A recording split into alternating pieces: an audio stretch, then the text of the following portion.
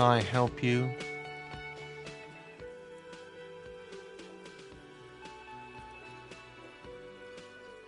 Absolutely out of the question. Absolutely in the question. First we find a sad banger. Then we sing this place to shit. Your body is ready, sire.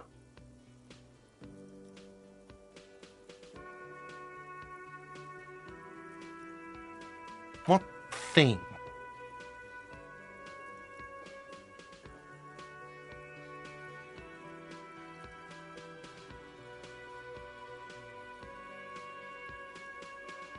What are you, a cook now? That's none of your business. He wasn't pan-fried, he was lynched. What could the kitchen possibly have to do with... Fine, okay. The kitchen is closed until 1 p.m. because the cook is working. You can snoop around after that, if you must. Yes, not the whole damn union, thank God. Just the nastiest and loudest faction. They come here in the evenings. Dumb, unruly types. Think they're big shit. But they're good customers. They place big orders and always pay on time. We should find out who this Lord faction is, occupying the booth. Loudness means talkative, and we need info. We don't. We have to wait. They'll show up sooner or later. Men get hungry, even striking men. If not today, then they'll be here tomorrow. There are these things called days. You sleep between them. He's saying they'll come after you've slept. Just making clear you got that. What? By the way, you should come back to this thing-based questionnaire if you see anything interesting in the whirling later. Yes, have you got it? Like what? I was really enjoying talking about the money you owe me. Another thing. Great. Yes?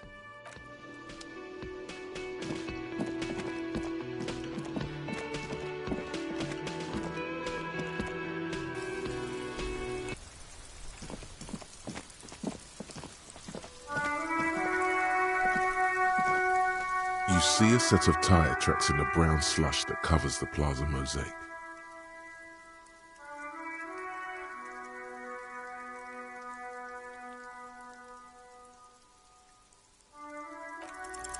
The tire tracks were left here by an unknown event that took place some days ago. It's a message, written in the language of burnt rubber. Some of that rubber stuck to the tiles right in front of the whirling rags. This is point A.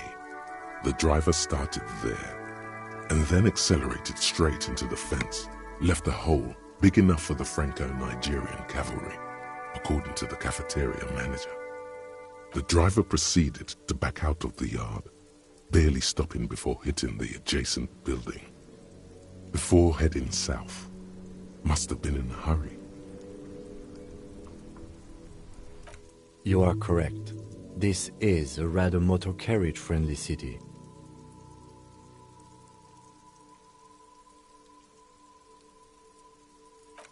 I'm not sure. There are plenty of traffic accidents waiting to happen in Martinez. With the jam right here on the roundabout, I would keep them separate. You could follow the track south. There seems to be a canal there. See where they went, if you find the time.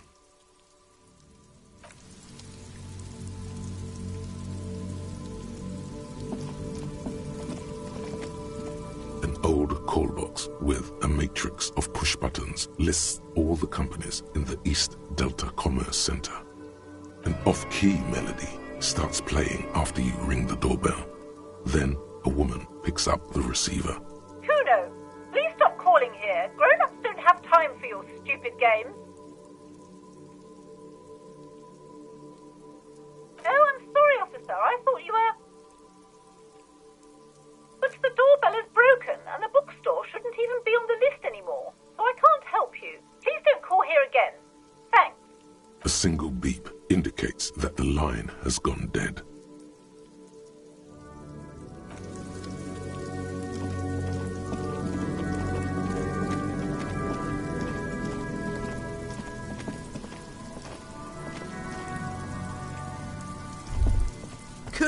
got this.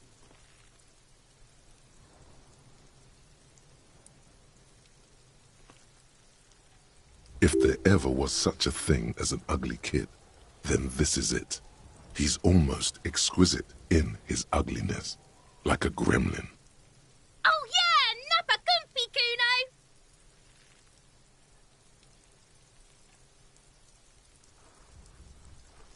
Right in the dick, Kuno! Get him right in the dick!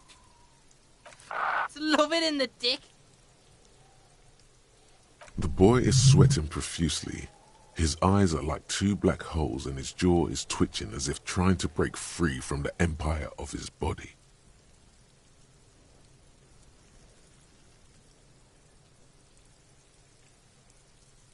Fuck that! Kuno, yeah! Right in the mouthhole!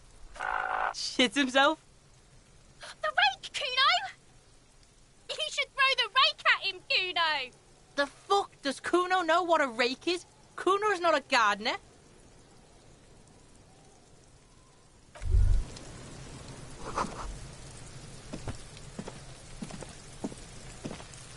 The corpse looks at you with bulging white eyes. The face around them does not look human. It's swollen and ready to burst. His lips are fish-like and his tongue like a ball gag in his mouth. You seem to be holding your breath. A cargo belt twists his neck at an unnatural angle. The body below appears stiff. It's letting out an ungodly rot. The smell seeps in even through your clenched nostrils.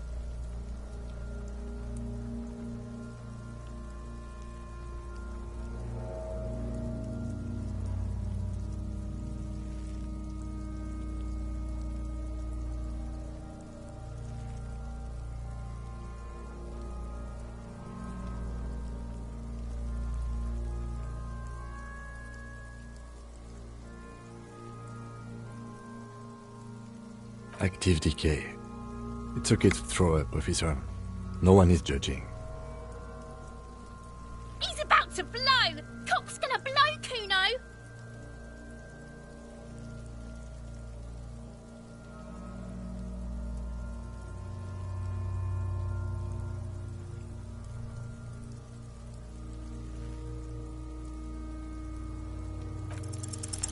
The smell is repulsive. It pushes in from your mouth, more instant and more familiar than anything you'd expected, more fever than odor. It fills your mind, flushing you from within.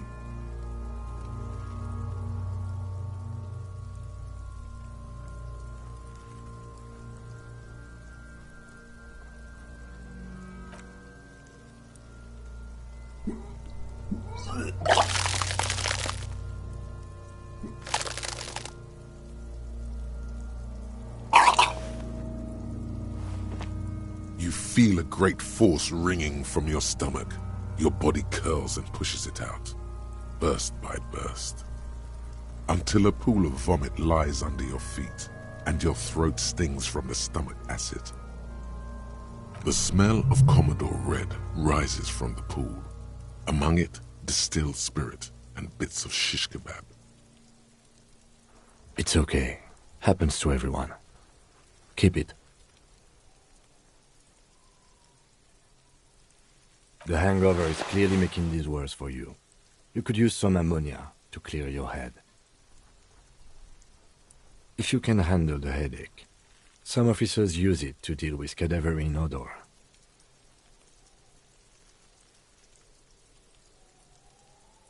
I can't handle the headache. That young woman, the gardener, mentioned she used salts for the smell.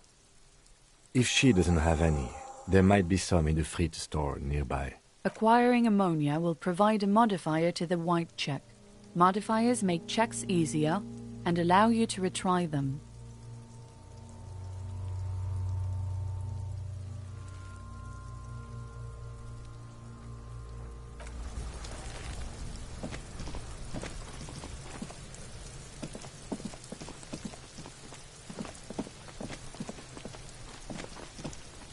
There are several footprints in the mud, left by work boots. Anywhere from 6 to 12 pairs have walked here. Heavy workers' boots with reinforced toes and hobnails all over the yard.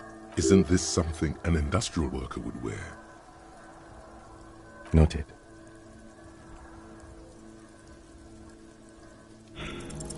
What do you think you are? A super detective? You're hungover. These are just dents in the mud. No pattern emerges for the time being.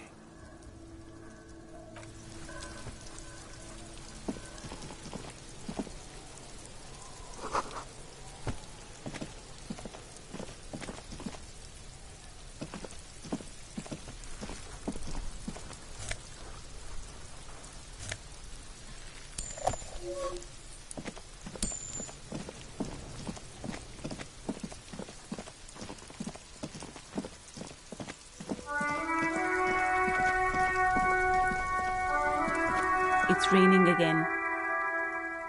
It was clear just an hour ago. Sure, I'm done with them.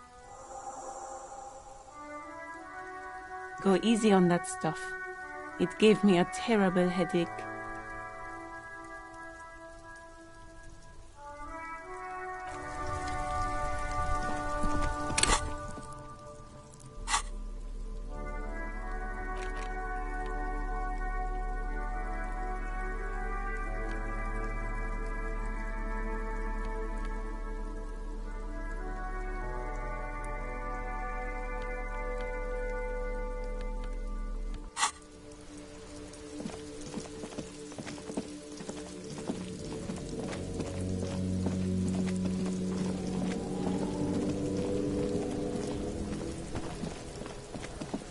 There he still is, looking right through you with his white eyes. The body below is entirely dedicated to that corpse smell. Emitting it is all it does now. The ammonia only makes it worse. The combination forces tears out of your ducts. You manage to keep it in once. The second time, not so much. When the vomiting is done, your cheeks are wet with tears.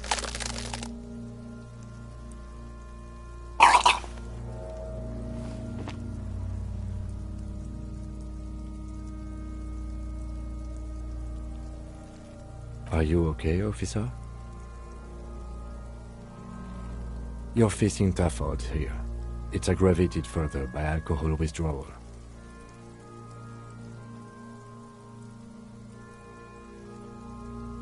I've seen captains puke their guts out. It never gets easier. You never get used to the smell. Every Monday is cadaver day. Throw up, investigate. Throw up, initial autopsy. Throw up, bag it. Then drive to the station. Maybe throw up on the way there if you didn't bag the thing tight enough. I think I've lost my sense of smell. A white lie. Not being hungover helps too.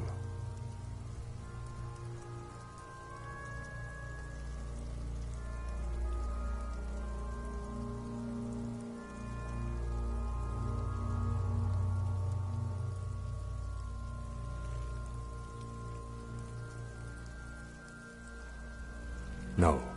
This is a two-man assignment because it needs 2 officers to complete. I need your help. You need to get your shit together.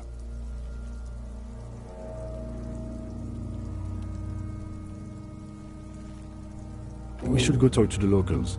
Find something else to do while the wind changes. It's pretty bad right now.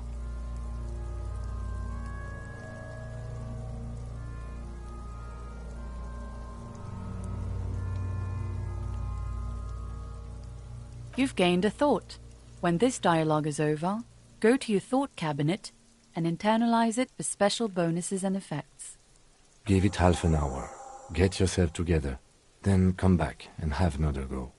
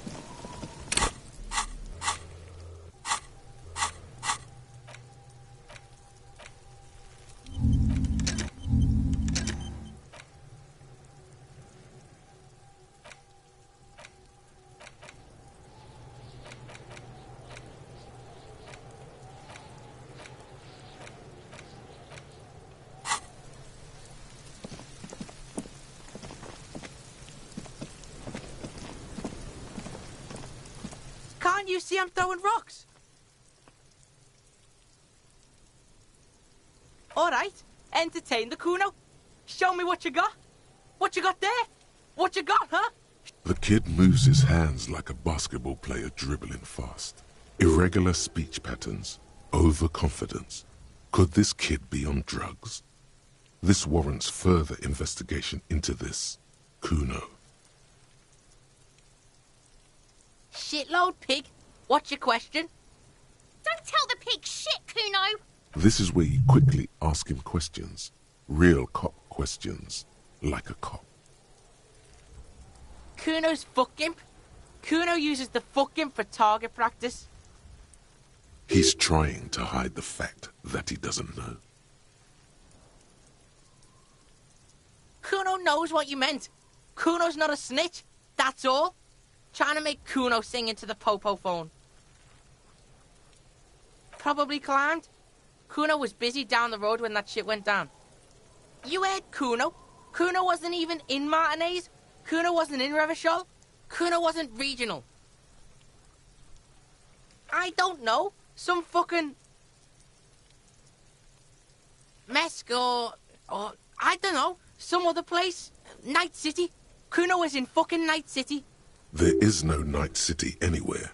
That sounds like the name of a city in some pulp science fiction novel.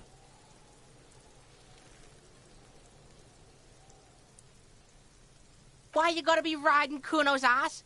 You haven't been where Kuno's been. You haven't been in Kuno's head. You wanna know where Kuno was? You wanna know what Kuno's been fucking up to? Oh, don't tell him that, Kuno. It's lame. It's not fucking lame. Kuno's building Kuno's City. Night City. Rage City. The City of Rage. That's it. And it's not lame. Lame. That's the name of Kuno's City, bitch.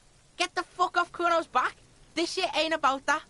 It's impossible to deduce what it is about, at least for the moment. If it's important, it'll come up later. Focus on the case. Just a couple of pigs sniffing around in the dirt. That seems pretty fucking suspicious to Kuno. Yeah, you tell the faggoty, Kuno. You're testing Kuno's patience here. Get lost,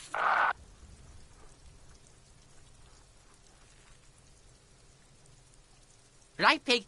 This is where Kuno plays with his little wooden choo-choo. What do you want with it? Dunno. Kiptas gardener used to work there. Kipt is a pejorative term used to describe people of South Seminese or Areopagite descent. It used to be a common first name among the Areopagites of Ilmara. Not so much anymore.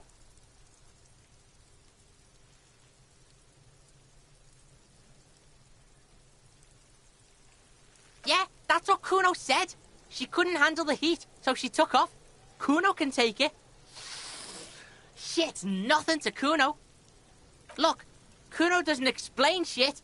Kuno just says shit. Yeah, her. What was she doing in the greenhouse in March anyway? What kind of gardening is done in March? Fish is sometimes used to fertilize the soil a few weeks before planting something. Maybe she was preparing the garden beds. Yes, it seems suspicious. You don't like things being like that.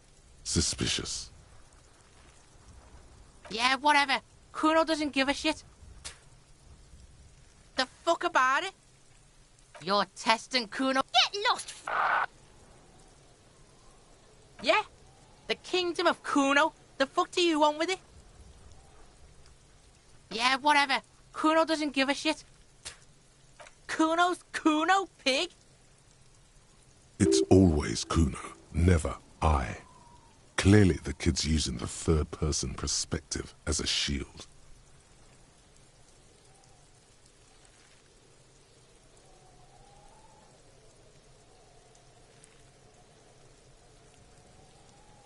Kuno doesn't do that smart shit. Don't throw that book shit at Kuno.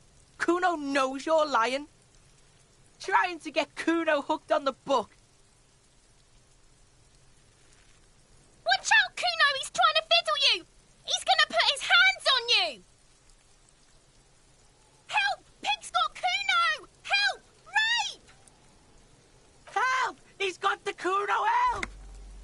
Everyone can hear. You need to get the hell out of here before.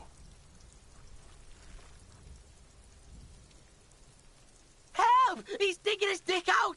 Escalate, Kuno! His dick is out! You're afraid! Pigs in here, Kuno! Somebody, please! How did we get here? How did this happen? This makes no sense. There may still be a way out. Just appeal to his reason.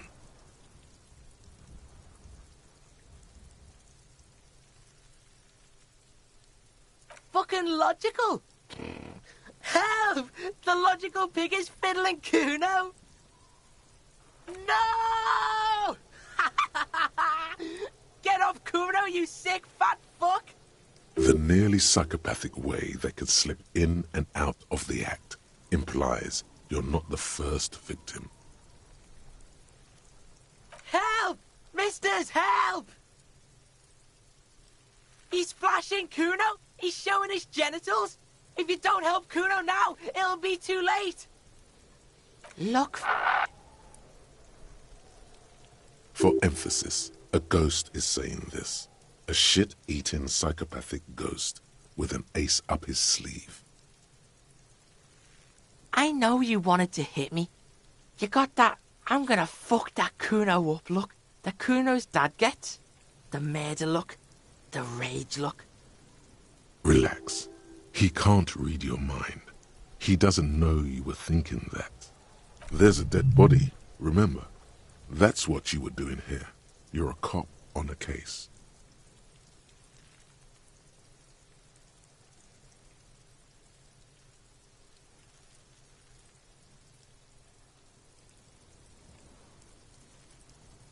I know what you thought.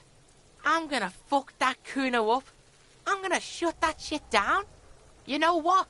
You should've, because now you're nothing. You're a joke to Kuno. Kuno laughs at you. King Kuno! Kuno turned you into his prison, bitch! You're gonna be in this shit with Kuno! No, you're not. We can just leave. Bitch, you're gonna be in this shit with Kuno forever! A peepo is a type of hat, by the way.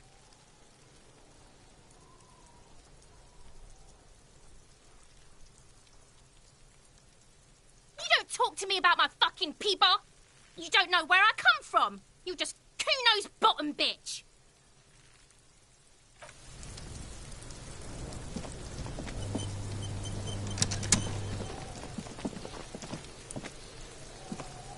Kuno, the pig's getting pretty close to me. Come to snuff my shit out, I think.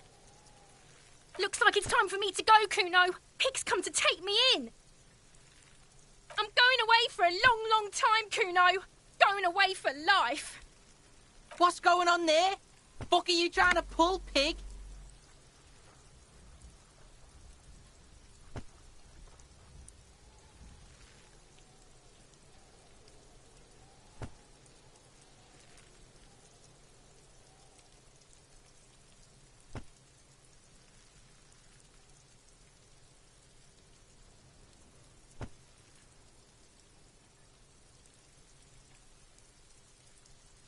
Stay away from me, pig!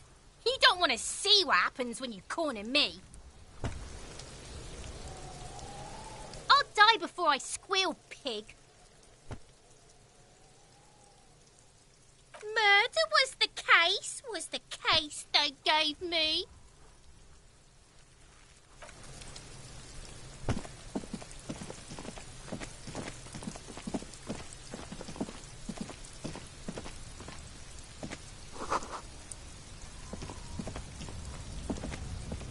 An inconspicuous pile of the roofing material, Eternite. It's nothing. Someone just left some roofing material slanted against an old shack. Glad you asked. When junior researcher Olari Tal invented Eternite in the Vatna Polytechnic Institute some 30-odd years ago, he thought it would last forever. Hence the name, Eternite. Sadly, the only lasting thing turned out to be the material's highly carcinogenic effect. Because it's nice and orderly, Well-laid palette, easy on the eyes. Rhythmic pattern calms your mind. Mammals like this stuff.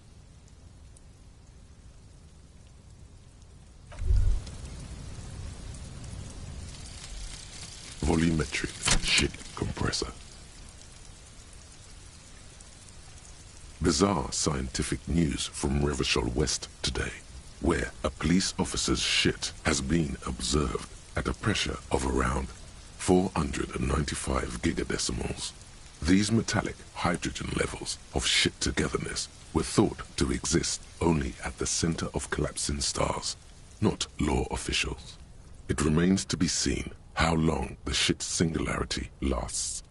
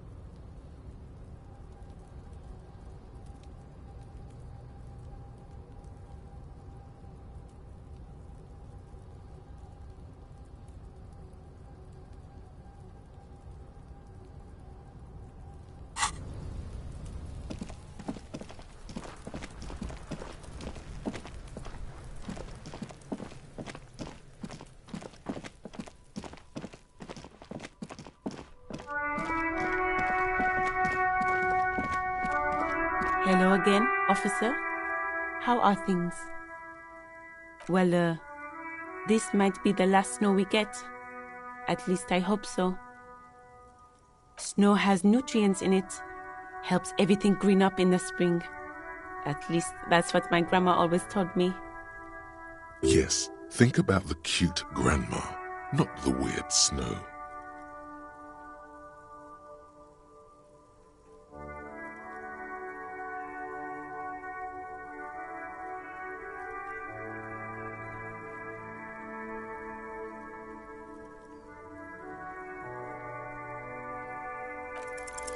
Stop looking at her. Look around. What do you see?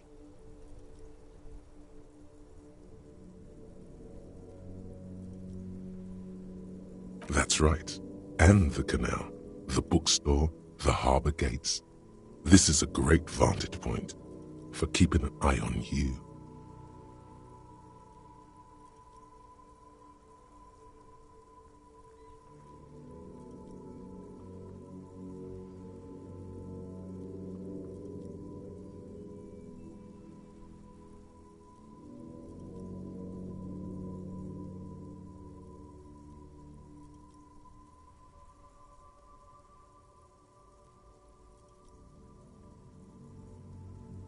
No, of course not.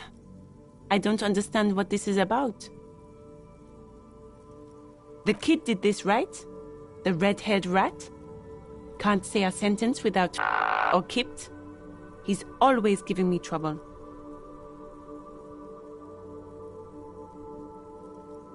It is, because he sent you to harass me.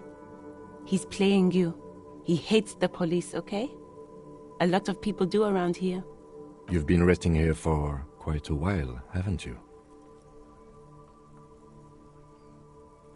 Yes, I'm tired. I understand. The RCM isn't welcome here, and the locals want to keep an eye on us. There's silence, the smallest of smiles. That's okay, miss. Do what you have to do. I think we're done here. Let's go.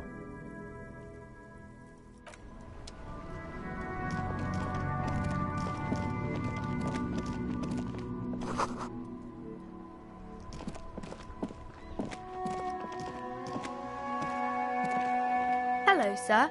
Step right in. The store is open.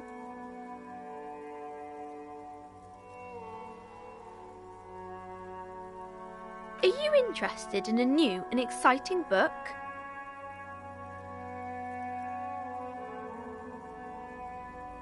It's a bookstore, sir. We sell books, postcards, and some board games. It's called Crime, Romance, and biographies of famous people. Books? Postcards? Easy. Even a kid would know all of this.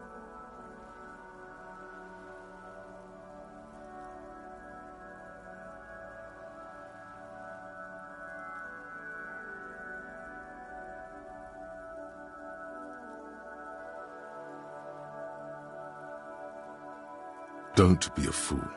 As an expert, it's your duty to tell what you know to everyone.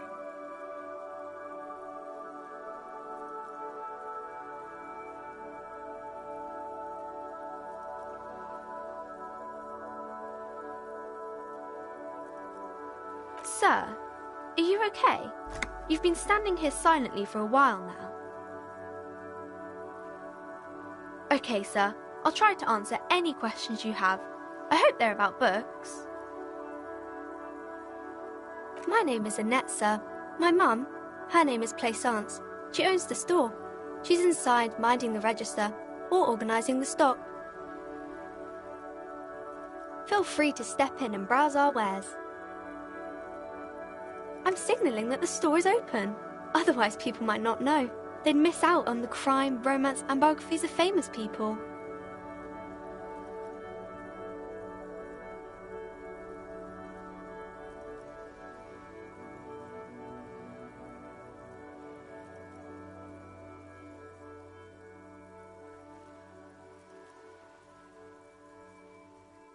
Thank you, sir. I'm happy to help Mum out with the store.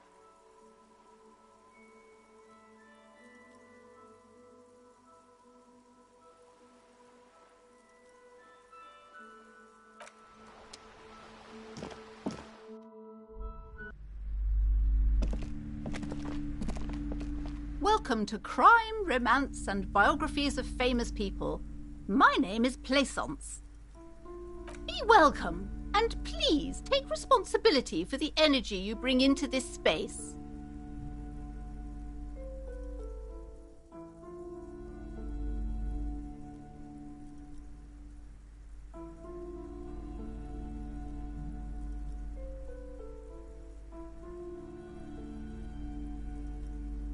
I am the proudest owner of our little shop of culture.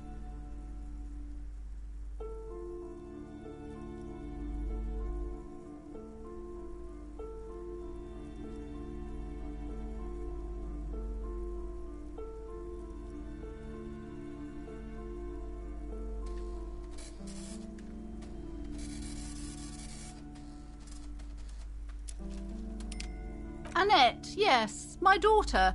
I hope she wasn't slacking off again with her nose in science fiction. Tell me, was she at her post doing her job like a proper girl? Wonderful! Did you talk to her? Great! On a scale of 1 to 10, how compelled were you to buy books after talking with her? My precious, her dedication brings joy to my heart.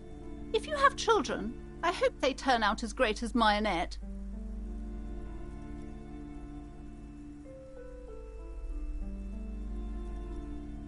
The woman before you scans the store, her shoulders rigid and tense. Every now and then, she nudges her glasses. Then why are you talking to me? Everything is on the shelves to browse. Don't you feel compelled to buy anything? See those shelves there? Go, be drawn. Everything is on the shelves. Take a look yourself. The shelves compel you, don't they? She smiles and nods, seemingly relieved.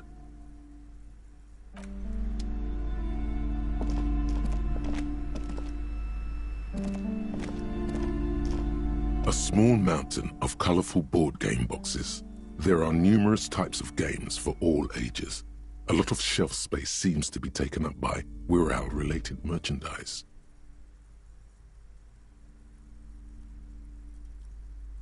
An endless variety of source books, law books, and codices litter the table. The topmost book is titled Welkin Compendium, 2nd edition. There's also a large hardbound tome with intricate cover art, The Hunters of Catawak, Boreal Creature Compendium, and a pick-your-path adventure game book titled Tales of Wirral, Cavern of Velkrag. Books in a board game section? Who wants to read books?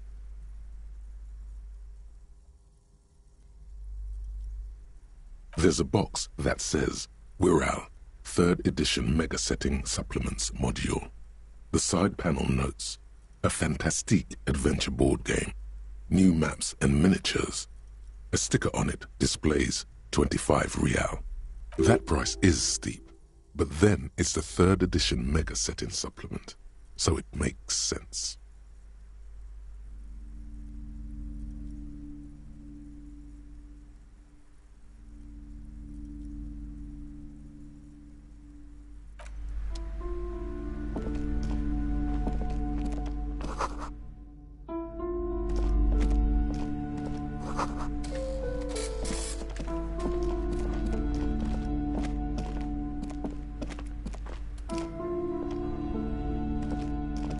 These shelves are overburdened with books from the same series.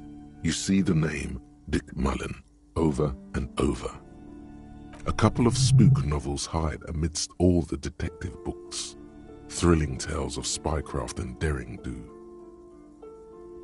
Crime fiction is a disgrace. An asinine misrepresentation of the physical attributes of the arduous everyday work of actual police officers. These books greatly overstate the excitement of police work, glossing over how long it takes to actually follow up on leads and eliminate dead ends. What's more, they completely ignore the psychological hardships of year after year coming into contact with people during the worst days of their lives. Not a single mention of all the stress this work creates upon the officer's family. Detective fiction just doesn't tell the truth at all. Now, would you like a list of all the books found on the shelf? You see Dick Mullen on the job. Get Me Mullen. The Stalwart Adventures of Richard P. Mullen. Dick Mullen and the Murder in the Orchard. The Sordid Affair of Dick Mullen. A killing is declared. Dick Mullen in the Murder House. The Final Case of Dick Mullen. An obvious lie. Dick Mullen in the Clock Tower. The Ordeals of Dick Mullen. Dauntless Dick. Dick Mullen's Funeral Pyre. The Murder of Dick Mullen. Oh no, turns out he faked it to solve a case. Yes, there's also The Dame Who Did It. Farewell, My Mullen. Faking death seems to be a common trope in the Mullen series. The morbid tales of Dick Mullen. A dark tide turns. Tragedy calls for Dick Mullen. Another one with fake death. And, of course, Dick Mullen, the murderer. In order to catch a murderer, Dick Mullen must become the murderer. After all this, you still haven't found the answer to the one question that matters. Who is Dick Mullen?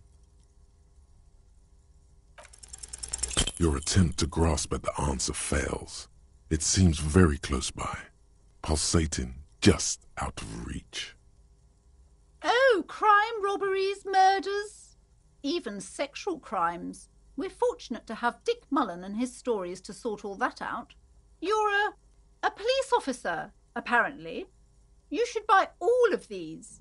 They really do teach a person how to be a proper detective.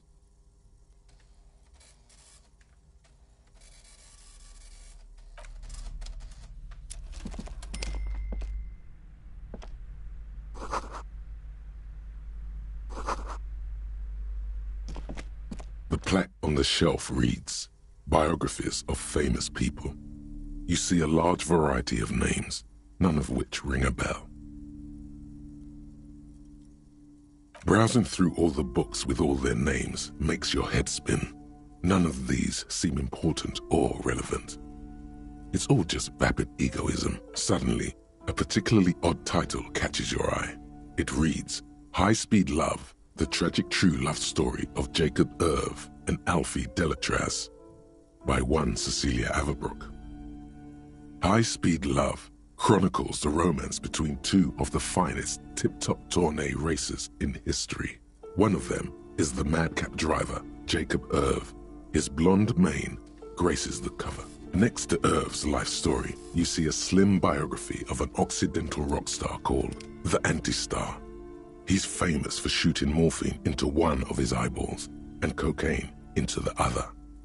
Next to that, Revacholian radio personality Guillaume Bevy stands in front of a run-down drug den. He's a permanent fixture on Channel 8, reporting on real-life crime and ruining cops' days. I really must insist you buy one of the books. Reading them is not for free. Do still browse, though, but not too long. I'm sorry, I did not mean to rush you. You are browsing. Go ahead. Take your time. Time is commerce. I would say... The Greatest Innocence. Yes, most certainly. It's an important educational tool, delving into the depths of history, religion, and their relation to innocentic power.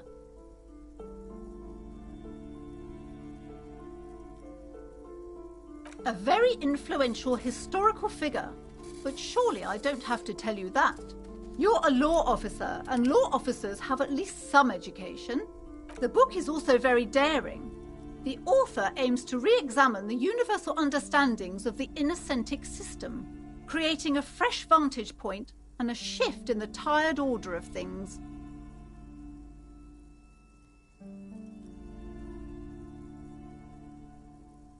Perhaps for a layman, deep analysis is necessary to peel back the multi-layered meanings. Do her words seem vague and abstract to you? Certainly. It's prudent for a person to have at least an elementary understanding of history and society. Imagine the chaos we'd be in otherwise. You feel like you should get this one. Definitely. It's important somehow. There's something personal inside.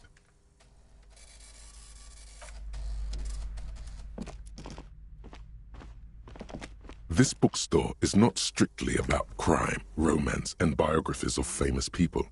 There's also a wide range of paranatural literature.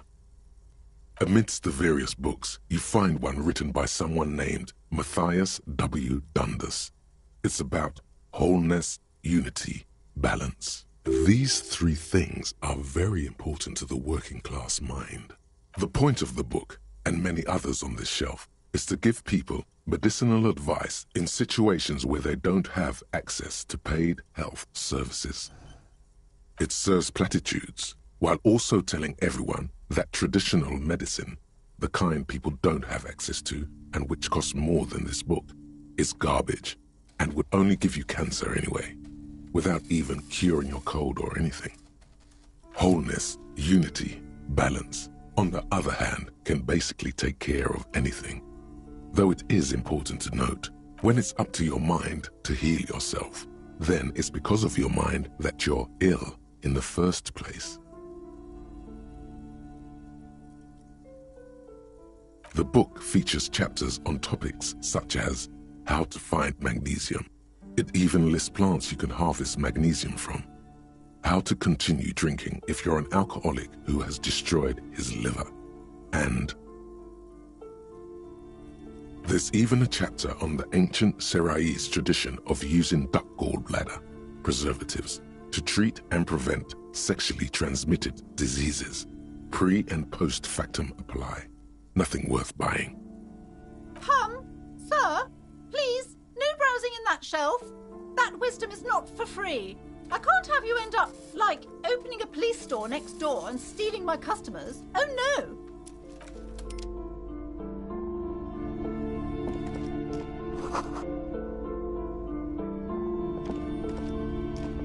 Several maps have been attached to a bulletin board hidden inside the alcove.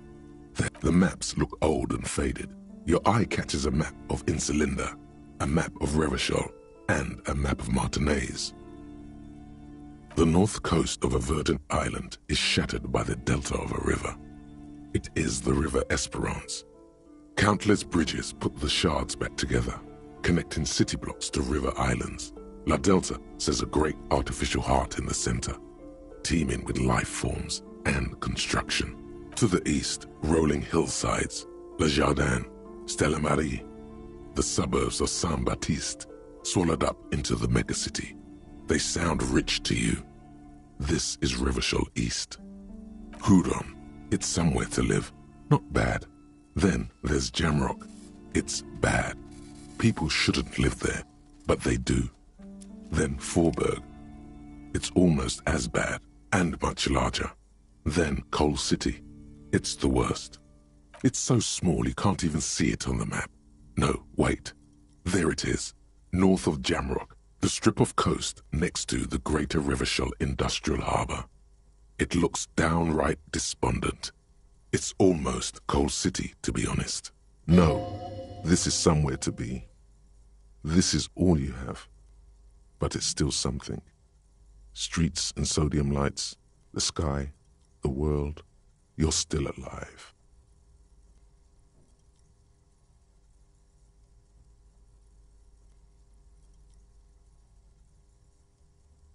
This large map displays archipelagos. You see a constellation of small dots on the light blue emptiness of the Insulindic Ocean. The largest in the northeast is La Caillou. You are here. Another far away in the southwest, Seminese Islands, Ile de Fantôme. Ozon, Laurentide, Face à la Mer, archipelagos, not disintegrating into mathematics. In the northeast, a dust mite stands on the north coast of Caillou, in a bookstore. It's you.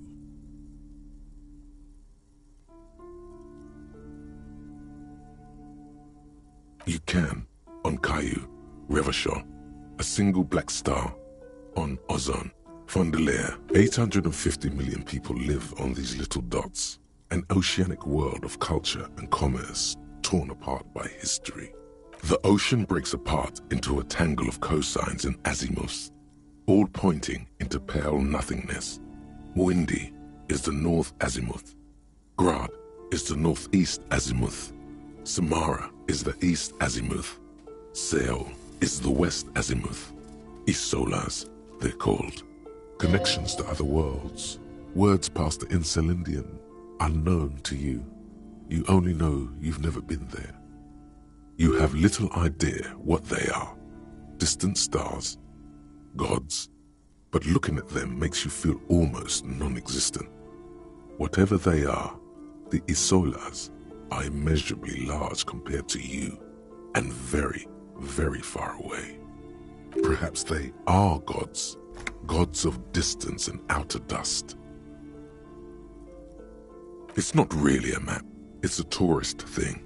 A picture postcard with buildings on it, drawn from an isometric perspective. A date in the upper right corner says 48. Still, it's detailed. Could be pretty useful for scouting ahead. You see the jagged boxes of an industrial harbour, even the whirling in rags there. I'm sorry, officer. The map of Martinez is the only one available. The other two are not for sale anymore. And besides, you could scarcely afford them. They're quite valuable, though they might not look it. The map of Martinez is 90 cents, though. That old thing?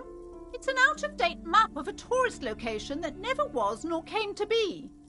From when some design studio people tried to spruce the place up 4 or 5 years ago.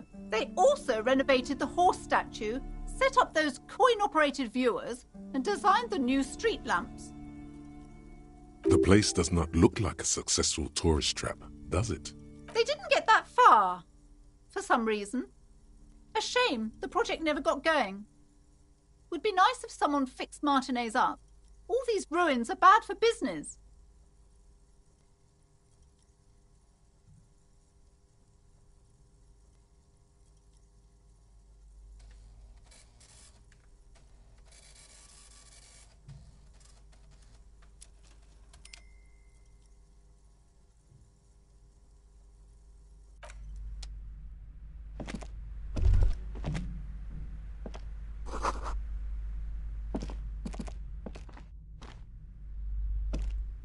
Shelves filled to the brim with crime novels featuring the supposedly stalwart Vespertine detective, Dick Mullen. Oh, crime, robberies, murders, even sexual... You're a police officer.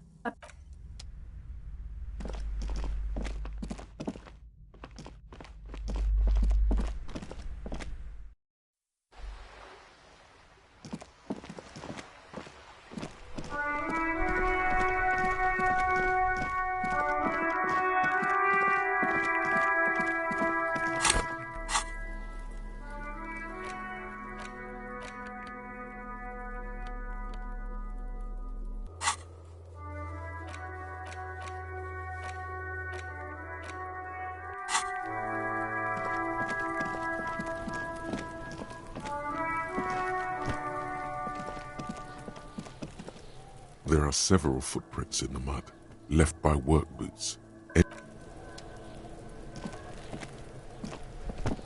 There he still is, looking right through you with his white eyes. The body below is entirely dedicated to that corpse smell. Ha ha ha! Again, the corpse laughs at you, pus dripping from its mouth. You will never be able to hold it in. It's always too much. Every time it happens, it gets worse and worse. There's nothing more to throw up now. All that's left is crying and convulsing dryly at the same time.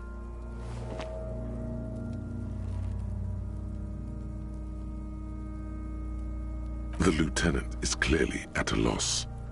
Officer, you just need to be stronger. Learn to keep it in long enough for us to work. There's nothing else to do.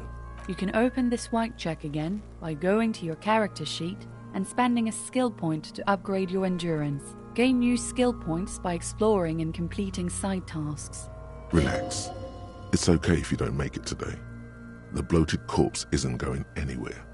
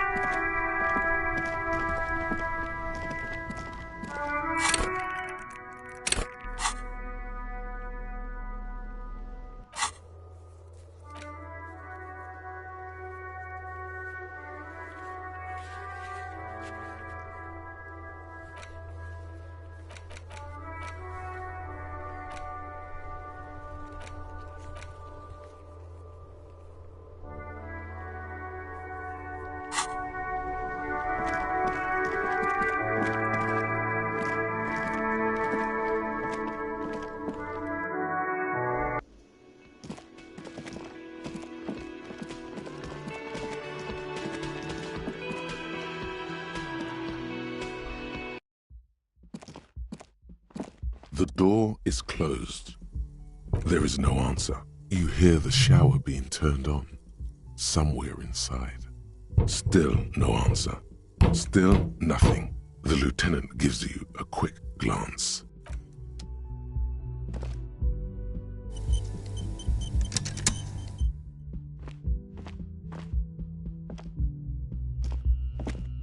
Yes?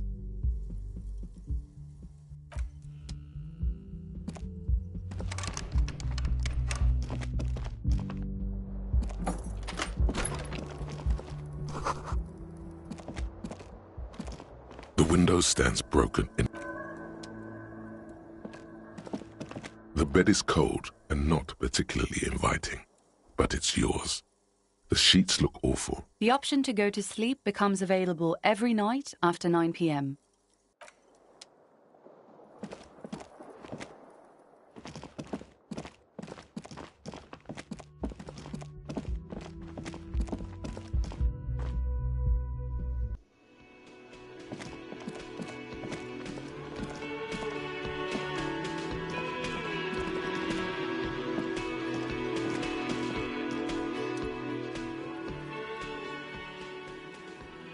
A colorful piece of plastic is dangling from his carabiner. On the counter, rolled out of his open hand, you see a blister pack of headache medicine. The man does not mind. You probably need them more than he does. You've just picked up some magnesium. This item is stored in the bottom left corner of the screen above your character portrait. Use magnesium to heal your morale if you have morale damage. It's a dock worker's ID, doubling as a shift card and a job permit. A young, able-bodied man stares back at you from the photo. Santiago S. John.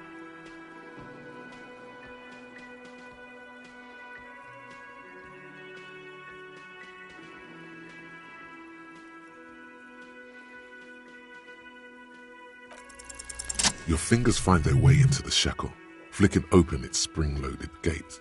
The metal loop holds the plastic ID and a leather-bound pocketbook. The man emits a loud snore. Is he about to wake up? Doesn't look like it, but you never know. Better be quick. No, he's looking the other way, perhaps purposefully.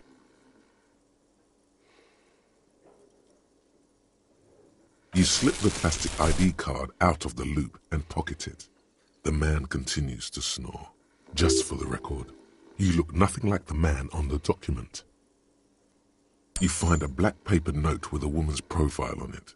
Seems like this woman lived centuries ago. The note says, 5 Real. It feels nice and greasy. Yum yum. Money. Think of all the things you can buy with this. The synapses in your brain fire with glee. The sleeping dock worker has little to say about your actions. He remains silent.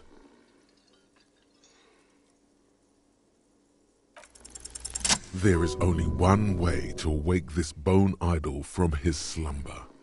Roar like a hurricane. Rip the buildings from the earth.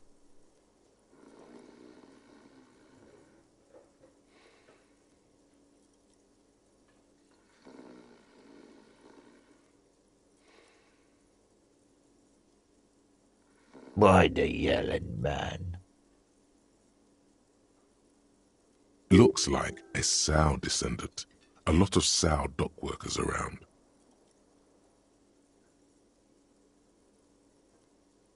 Wait, what? I was just sleeping. What do you want, officer?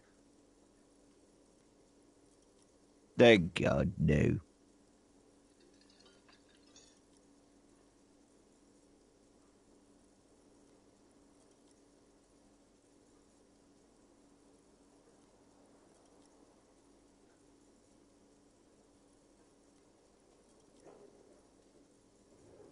The worker stares at you, his eyes dry from sleep. A web of wrinkles covers his tanned forehead. I don't know what you're talking about, kind sir, but when I'm out, then I'm really out. No X anything. Just quality time.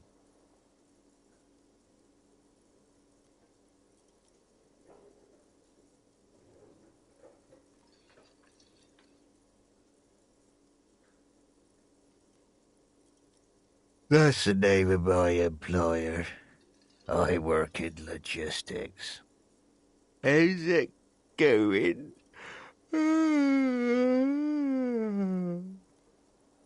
Haven't you noticed what's going on outside?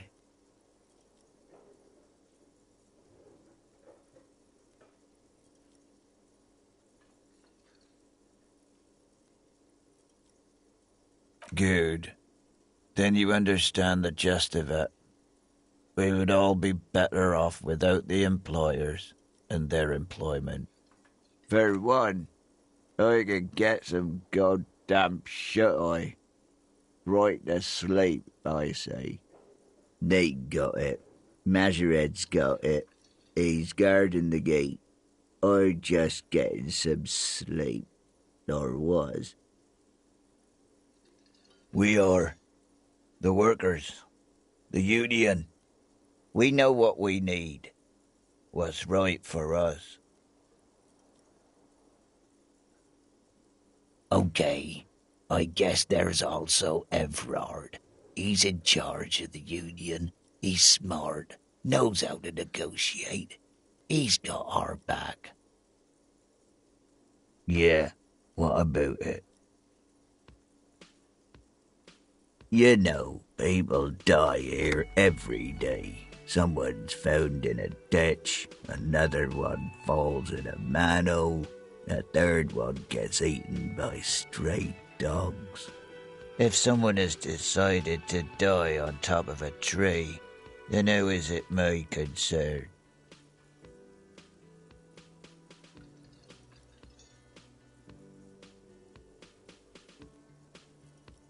I can tell you this. Trouble's ahead. You heard what I said. Draw your own conclusions. That's all I know, and I prefer to keep it this way. The lieutenant gives you a little nod, then makes a note in his blue notebook.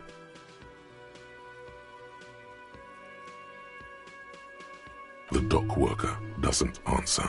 His head is already back down on the table, in sweet sleep.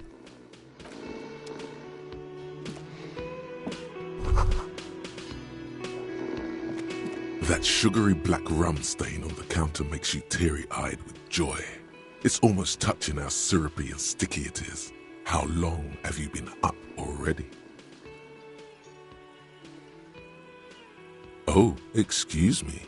Do you have something better to do than lust for sweet syrupy rum and lemonade? With a twist of lemon? Maybe lime. Maybe who cares? Just rum.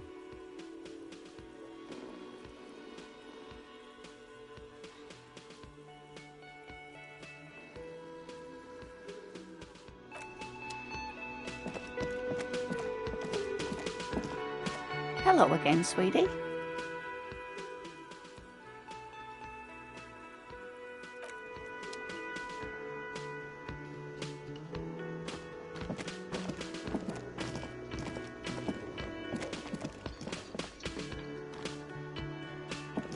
Hello again, sweetie.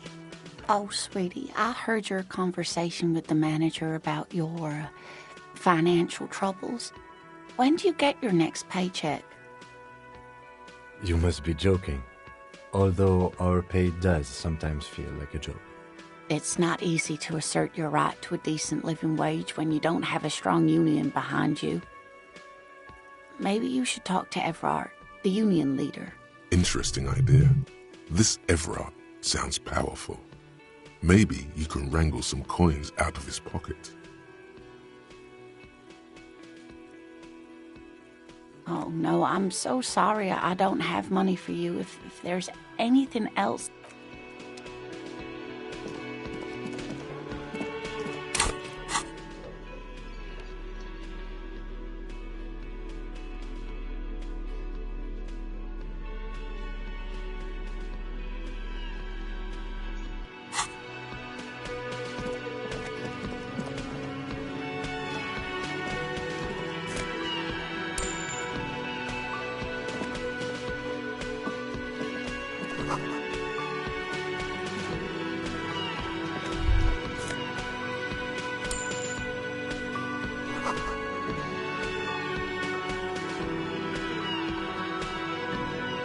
A thin man is smoking below an exhaust hood, occasionally sipping from his mug. This must be the Whirling's cook. As you step in, he nods toward the table and says something in a completely foreign language. The only words you can make out are Garancy and Quebec. Okay, it's definitely not his name. Whatever you do, please don't call him Garancy Quebec. Please, it's not funny.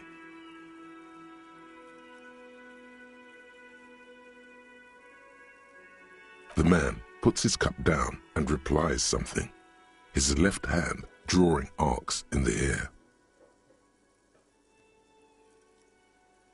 He smiles and bangs his ladle against each of his pots in turn. It's almost like music, especially with the sounds of assorted dishes boiling and simmering on the stove.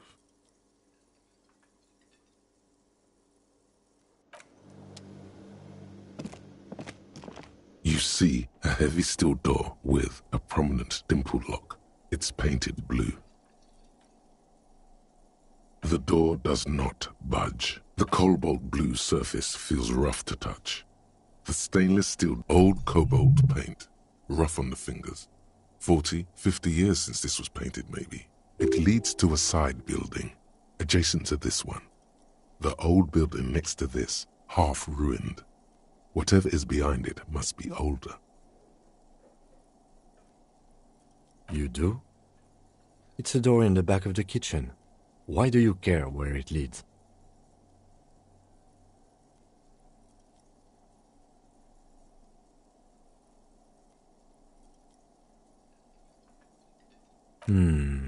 Yes, I suppose it's worth seeing if we can get in. Just to be thorough. As a side investigation. It's hardly a side investigation. You already have a name for it.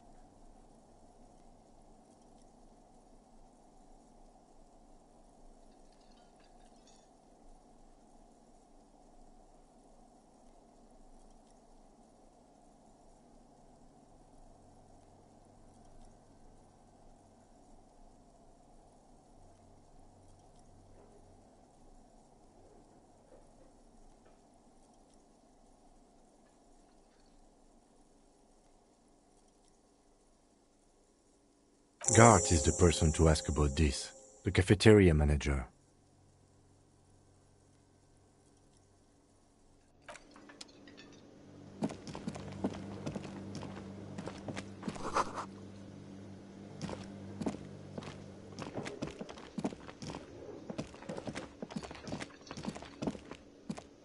Yes?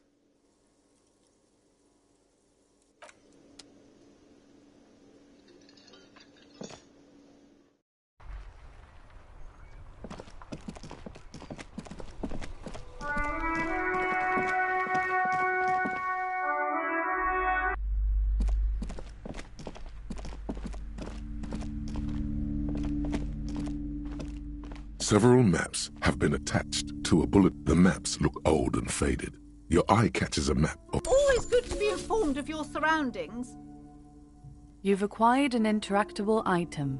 Investigate this item further by going to the Interact tab in your inventory.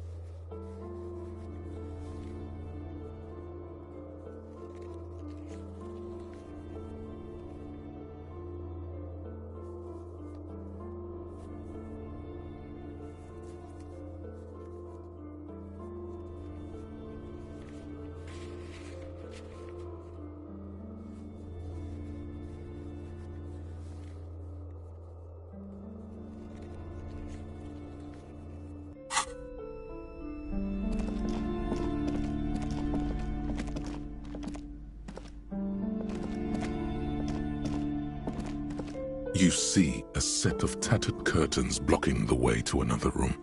A strange cage-like trinket dangles from the curtains. Excuse me, officer. The back room is strictly for employees only. Nothing. Now please go back to browsing the books. Don't you feel compelled to look at the books? The books are all you care about. She speaks almost as if she's trying to put a spell on you, urging you to buy more books. Oddly enough, the more she tries to draw you away from the curtains, the more alluring they become. You see some kind of charm, an irregular polyhedron assembled from bones, sticks, and straw. Inside, a disturbing fish head with empty eye sockets stares at you. This is a traditional Seminese ward, meant to provide protection against ill luck, bad dreams, curses, and other supernatural scourges. Inhabitants of Ile de Fantôme, the Seminine Islands down south. Aside from poking at it suspiciously, there is nothing else to do with the fish head charm at this time. The curtains remain shut before you. Just as you're about to pull apart the curtains, the petrified voice of the shop owner cries out once more. Sir, don't touch that. I told you it's off limits for the customers. Parapsychologically speaking, we're done if you decide to open them. I won't be held responsible for the consequences. It's too dangerous. She looks away, mumbling. Why is everyone always messing with the curtains? Why can't they just buy books like normal people?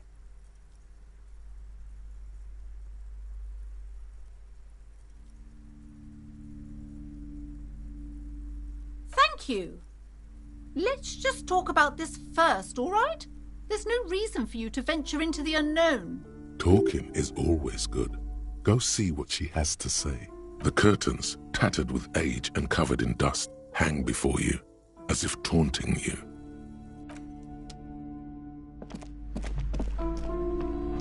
Hello again, esteemed officer, and welcome to Crime, Romance, and Biographies of Famous People. I already told you, it's just a storage room for employees. I don't understand why it's so important to you. Just let it go, officer. Go buy some goddamn books. You're supposed to be drawn to the books. She recites it like it's a poem, or like she's playing a role she's grown tired of. She's so tense, it's a miracle she hasn't stepped in half yet.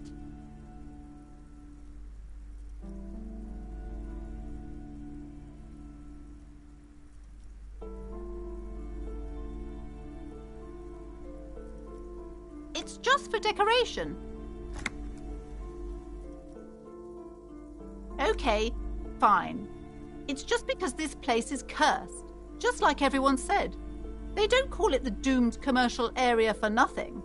Are you happy now, officer? Happy that you've ruined everything? Host of hosts, she prays. Guard me and my honest business venture from the curse that lurks behind the curtains. The curse is so much worse than you could imagine. It's a disease, eating at the very foundation. It's the curse of financial distress, of ruin and bankruptcy.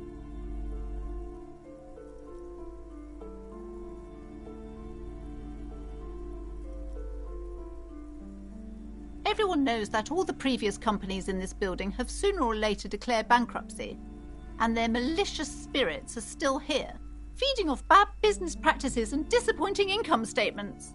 There's something wrong with this building, I can tell you.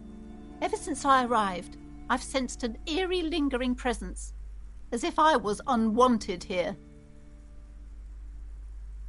Yes, I've contacted numerous parapsychologists, and even a pair of Simonese mediators. They provided me with the wards. The wards help to keep the doom at bay and protect us against the darkness that lies further in the building, even though now I fear it's not enough. It's not good to talk about the curse, not in detail. The negativism, it's dangerous. Talking about the void wraiths angers them. Wow, void raves.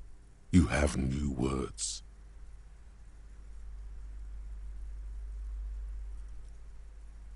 Oh, this?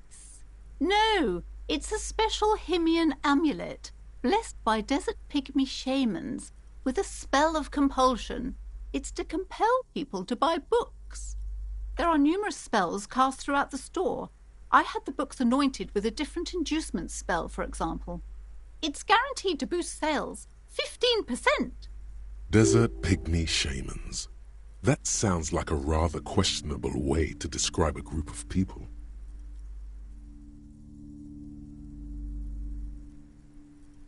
Most certainly not. I don't want anyone who's not familiar with the psychic arts to get involved in this mess. Stay away. Leave the spirits be, so they can return to their slumber. My liege, you know what this case calls for? A para-detective.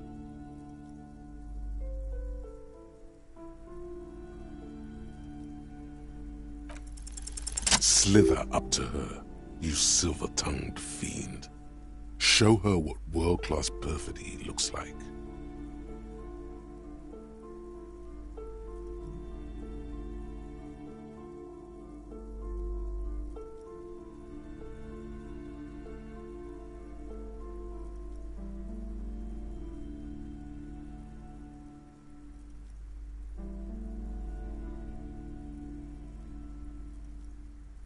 You're not lying. You're giving her peace of mind. The means are thus justified.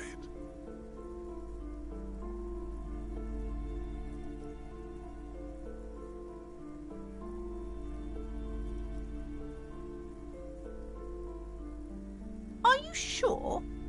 Don't think I haven't seen charlatans before. You're no paradetective. You look nothing like one. And you're clearly a drinker. Pardon me for being so blunt, but... You look like one. The lieutenant keeps his usual stony calm.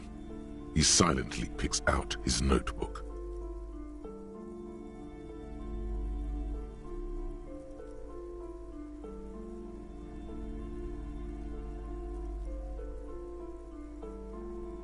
How do you know all this?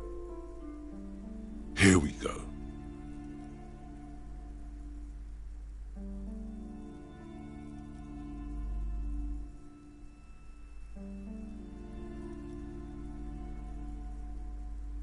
I should have realized. A pattern lies within the fabric. The hand of fate guides us. Our meeting couldn't have been mere chance. But I am not the only one at risk. I have to think of my daughter. You are certain you can help us? Keep us safe? I can't allow any collateral damage to hit us.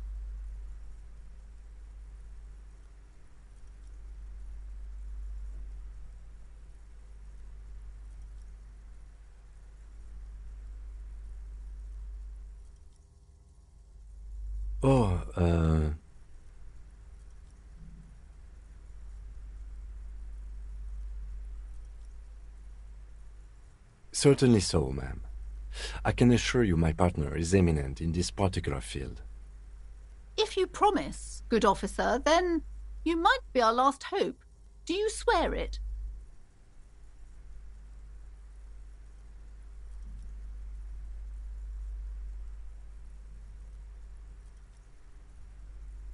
Thank you, sir. There's one more thing I haven't told you about yet. The entity. Do not act surprised. You know of these things, sire.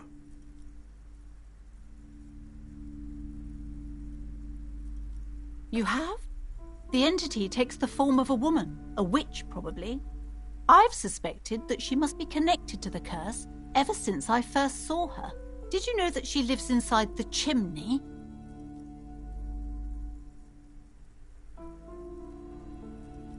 Yes, that chimney is part of the building's central furnace, and it's enormous. She has barricaded herself behind some metal security curtains. God knows what she's doing there. Some unnatural magic, I assume. You should go find the entity and ask what happened to all the companies in the building. What is the source of this curse? Here's the key to the warded door behind the curtains. Take it. Oh, and please do return to me after you've looked round. I'm quite anxious to know what she has to say about the curse. What you discover in there. What you discover? Probably just some office space. Don't be scared. Okay, but please, only a few questions. You wouldn't want to disturb the spirit. The woman before you scans the store, her shoulders rigid and... You see a set of tattered curtains blocking... You see a dimly lit room full of dusty furniture and trash. A doorway stands in the back, covered in dozens of scary little Seminese wards, your shadow looming over it like an omen. Oh!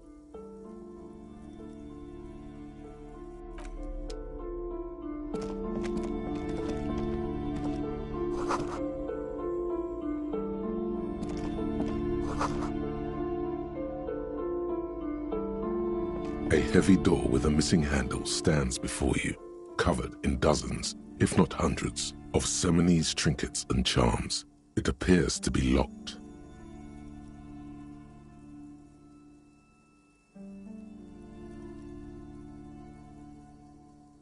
Only an echo. No one is there. A hollowed-out, dark echo. After exerting some force, you manage to turn the key. It's eerily silent. The door slides slightly open, letting a draft of cold air into the room.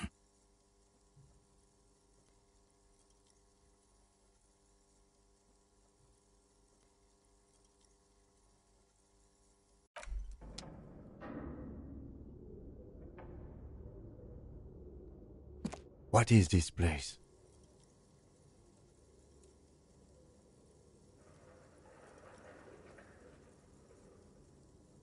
Yes, but no one's been here in ages. I doubt the electricity still works. Good thing we have a flashlight on us. Don't forget to take it out of your bag before we move on. Some specks of dust shimmer in a faint beam of daylight falling from the window. Other than that, the room is dark. An eerie feeling rises in your chest.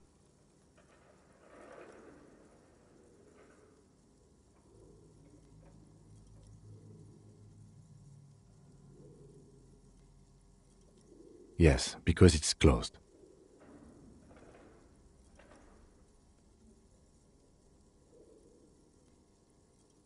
No need to look for supernatural explanations where a banal one will do.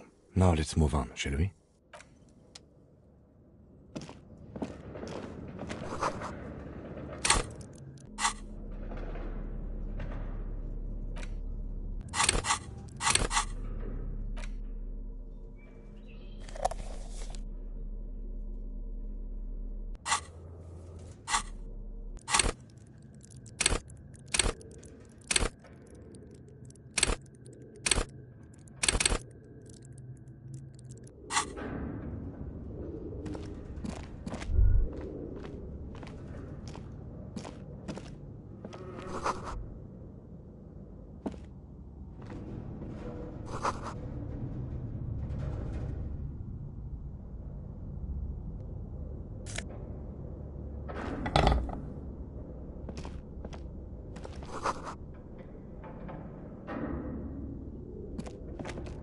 A barbell lies on the floor. The color has worn off its weight plates. It's 60 kilograms.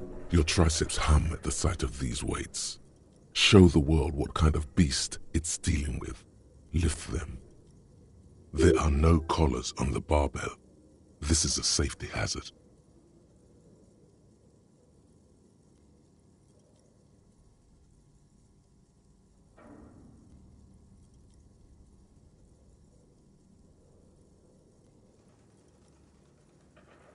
You're right.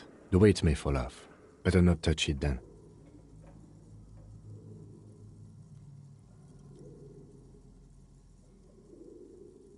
It would be a violation of EPIS safety regulations if the gym was still operating, but it isn't.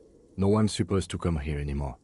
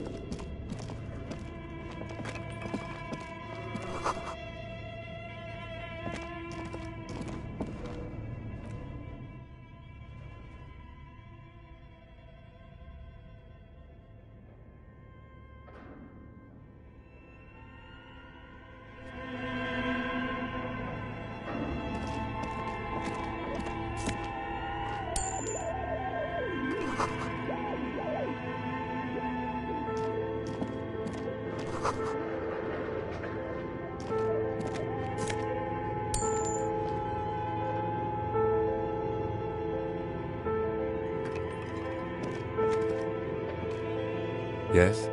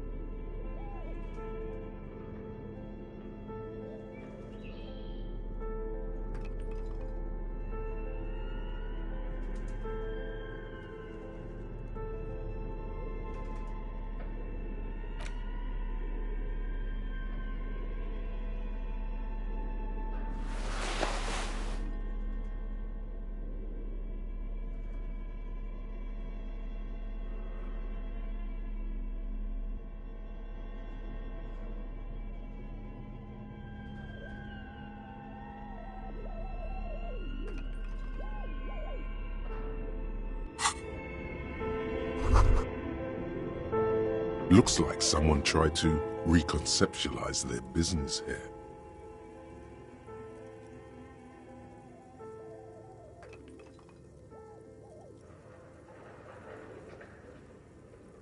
Look, the skis and rotor blades both bear the same Slipstream logo.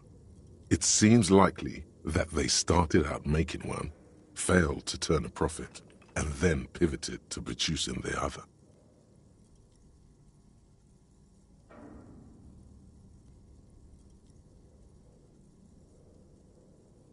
That's a good question.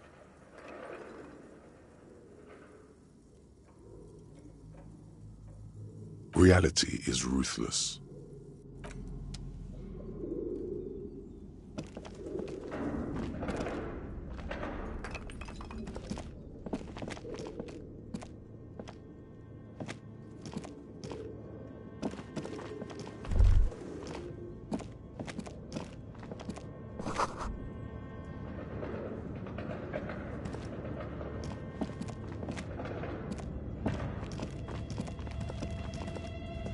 This appears to be some kind of machine with a cube-shaped heart and a wired framework.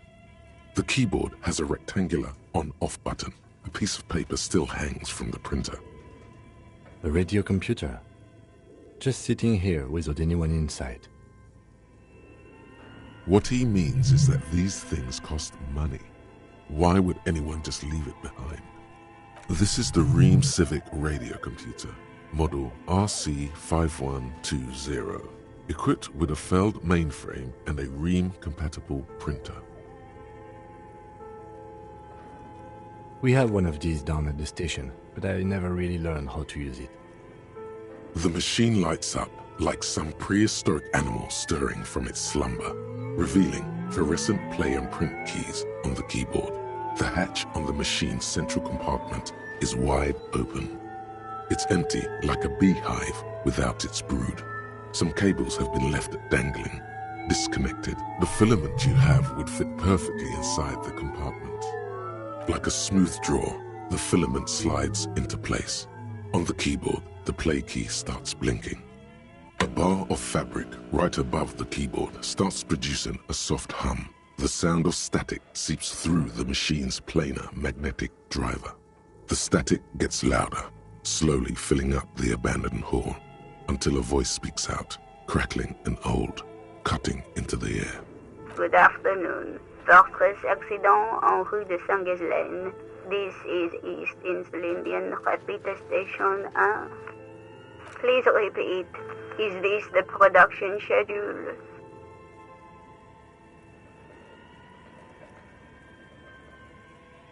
The filament you have inserted into the reader. That was a question. Have you inserted it into the core? Good. Please repeat the password. Password? Of course it would have a password. That's why there's a human administrator involved. I am contractually obliged to protect the privacy of the filament holder Fortress accident. Without filing a warrant with Lintel, I cannot give you access to this filament. I'm afraid we are not doing that, unless we want to wait for a month. Now, can you please repeat the password?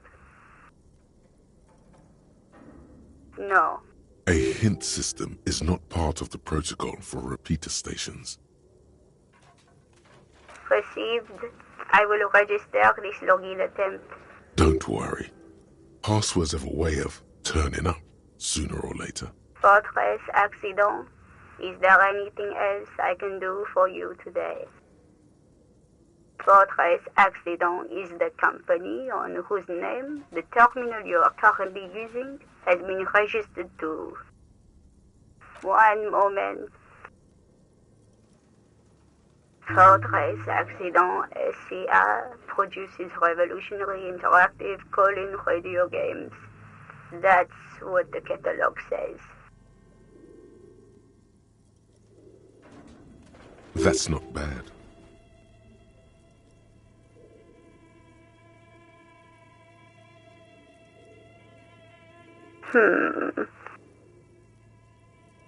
Any other questions?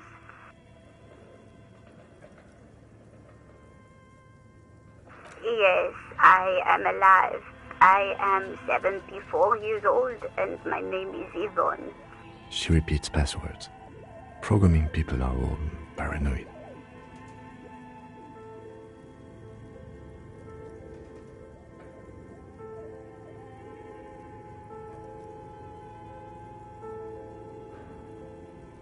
They are merely cautious. It's my job to protect their filaments as a password repeater at the East Insulindian Station. I work as a repeater at the East Insulindian Repeater Station. It's my job to know where you are, Fortress Accident. As for me, well, I am sitting in my cubicle, surrounded by a wall of radios. Now, please tell me if there's anything else I can do, Fortress Accident. Good. Please repeat the password. Still no. Received. I will register this login attempt. Don't worry. Fortress Accident is thank you and goodbye. Tiles on the cube are still smoldering, casting the framework in a soft glow. Nothing happens. The filament slides out of its glowing nest. Nothing happens. Something's missing. There's no tape in the player. This old fireplace is covered in lines drawn in blue and red marker, the mesh spreading over the stone like blood vessels on alabaster skin. It looks ghostly and strangely ancient. The whole thing resembles Kadran mosaic tiles. Very pedantic. History classes, students with their textbooks open, studying the roots of our civilization. Those aquarelle blue tiles looked beautiful in the sun. Radio frequencies, it seems. UKV 123.6, UKV 123.7, UKV 123.9. Some written notes, too. Unclear. It looks like a cardiovascular system split into veins and capillaries. Very advanced. You think so? The web is comprised of radio stations, all lead back to one red heart, titled the Game Master Frequency. A note says, this one can listen in on any station it wants. They must have had massive airwidth. These things don't come cheap. Someone very important. A conductor for the hundreds of story threads that pass through the Game Master's frequency. Whoever decides to call in to a call-in station, it looks like. A list of names under the stations suggests people across 6 Isolas would be playing. Muindi, Insulinda, Kotla, Grad, Samara, and even Ilmara. There's no way a little basement studio working here could pull anything like this off. My God, it's as if the less money they had, the more ambitious their project became.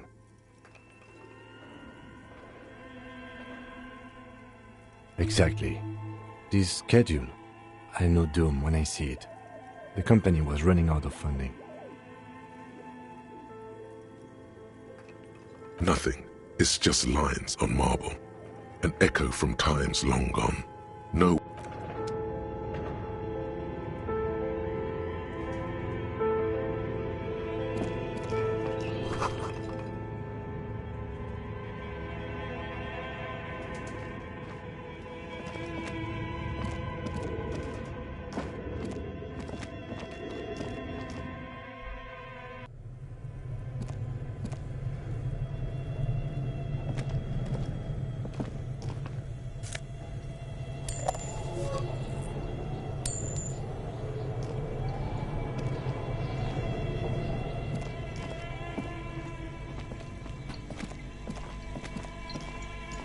You see a terrifying ice bear with a strange compartment in its belly. The door is covered in frost and the bear's eyes are glowing red. The bear looks oddly realistic. Is it taxidermy? The lieutenant doesn't answer. His eyes are glued to the animal. A sharp slice of light shines out from its mysterious belly door. A gust of freezing cold air rushes to greet you. You hear a low grumble as the bear regulates itself. This is the inside of a refrigerator. The lieutenant takes a peek inside. His hand has found the holster of his gun. Of course, just a giant ice bear-shaped fridge. Let's take a look inside. The shelves are empty. All you see are crumpled ice cream wrappers with the brand name, Revachol Ice City. A handwritten note has been attached to the door. The fridge is huge. You pocket the note and the little fridge magnets keeping it on the door. A friendly cartoon bear smiles back at you from a glossy cellophane wrapper. It looks nothing like the fridge. The paper still smells of vanilla and chocolate.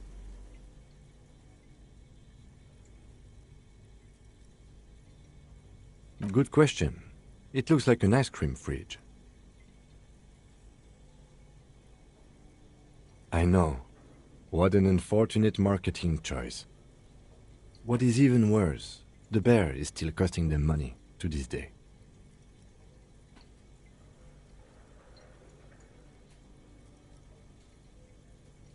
The fridge buzzes with energy. The electricity bill on this thing must be catastrophic.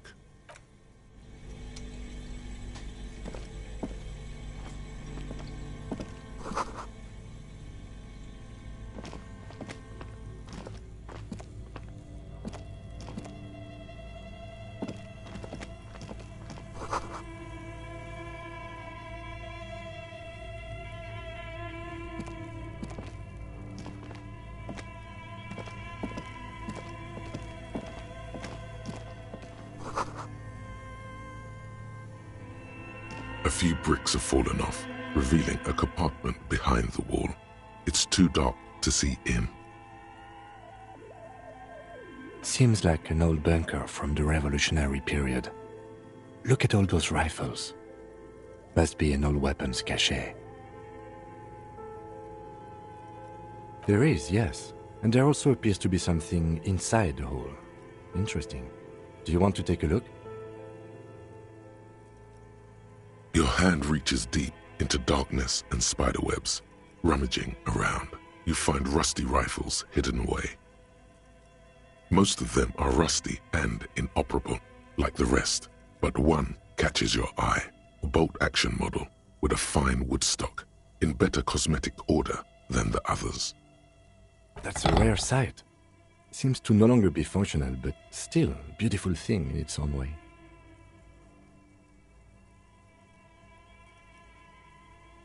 It means there are firearms, albeit inoperable, still lying around in Martinez. It's an interesting coincidence, I would say. Might come in useful in the future.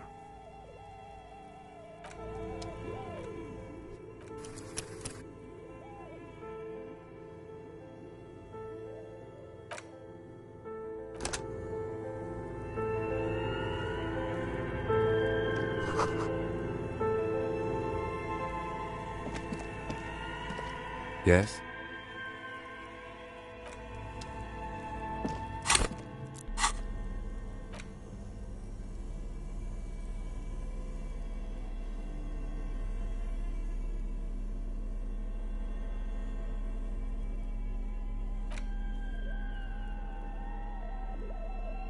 The worn map features the patchwork grid of the streets of Martinez, with directions to appropriately touristy locations. Year 48 resides on the upper right corner.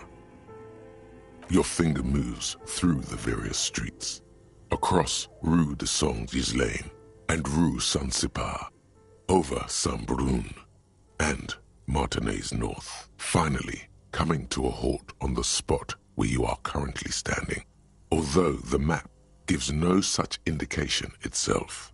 For a more detailed view of the map, go to your journal and select the Map tab. The note is written with a blue pencil on a piece of lined office paper. The kitchen magnets have left spots on its surface. Does it say anything interesting? This is tangential at best, but the lieutenant's detective instinct is still active. Someone has scribbled, S. I can't believe the off-site copy is still here. The illiterate ginger kid keeps stealing stuff from the studio, so I had to hide it somewhere safe.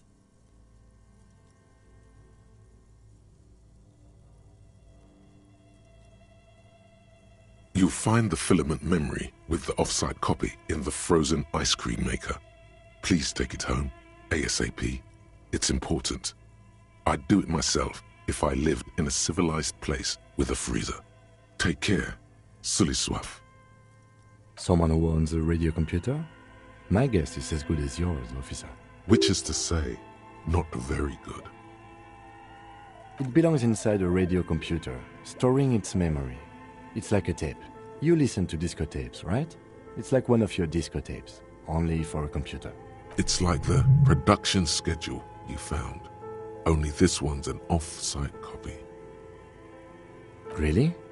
You don't have a single guess? Oh, I'm sure that child would love to get his hands on a filament memory. Even if he doesn't know what to do with it, he'd probably try to pawn it for speed, based on our encounter. I don't know. I assume it's somewhere close to the Ice Bear fridge.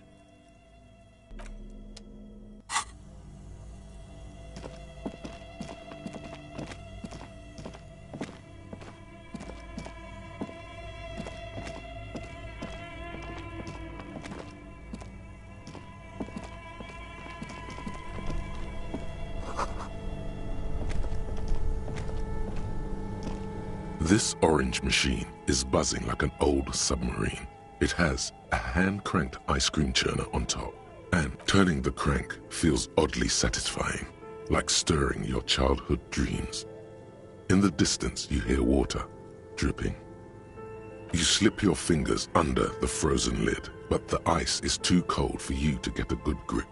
A pry bar would come in handy here. No, this is going to need something else, some kind of super pry bar.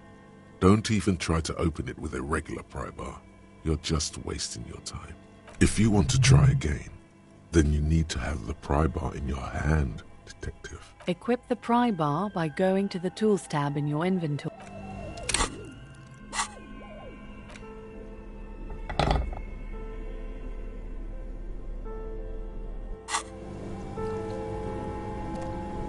This orange machine is buzzing like an old submarine.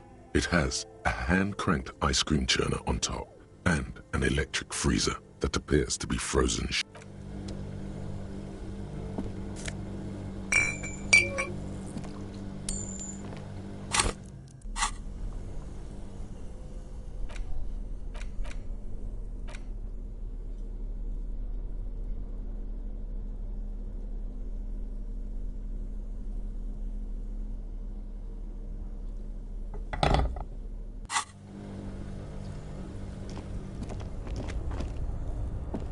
Two cables are plugged into the breaker box.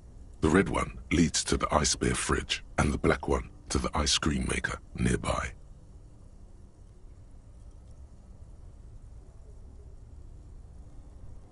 Something close to you dies with a soft electric purr. Why did you do that?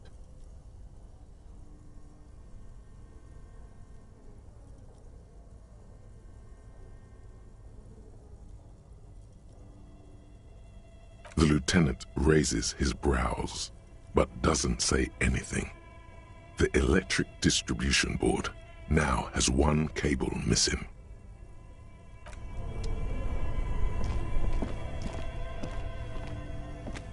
This orange machine is dead. Turning the crank feels oddly satisfying. You slip your fingers. No. If you want to try. Equip the pry bar.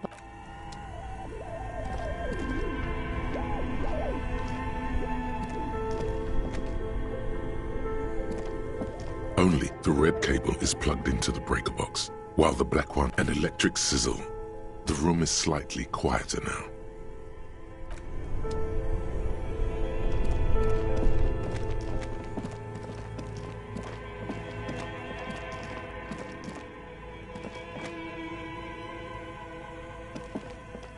The bear's eyes are dead and empty.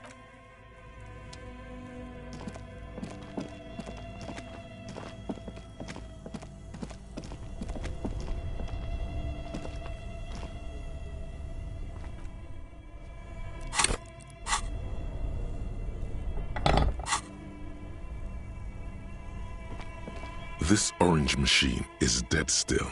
It has...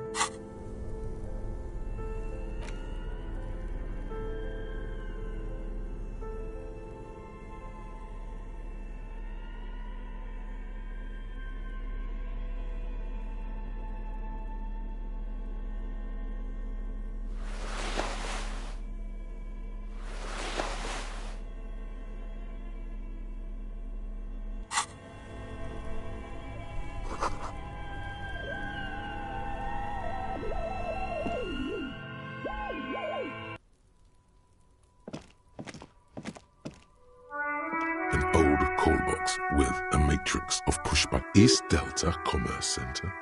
This must be the name of the doomed commercial area.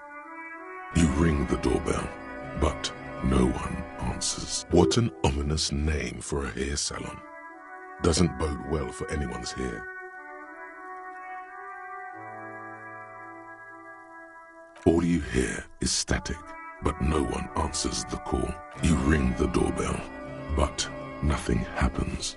You wait for a minute or two, but all you get from the call box looks like someone has melted half the plastic off with a lighter. The doorbell doesn't work anymore. You hear static from the intercom speaker. It sounds as if someone has picked up the receiver, but isn't saying anything. You can almost hear them breathe. Yes, hello. This is Tricentennial Electric. Have you come to place an order? She sounds almost antique, as if her voice was being played off an old wax cylinder. A receiver must not be working properly. Wait, but what happened to Slipstream SCA? There's no Tricentennial Electrics on the list.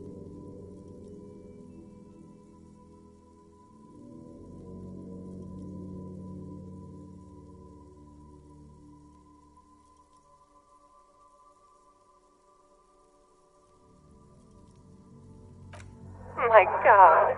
The lieutenant exchanges a look with you. It's you. My God. I didn't think I would hear your voice. She must be mistaking you for someone else. Who cares that you don't remember her? Just go along with it.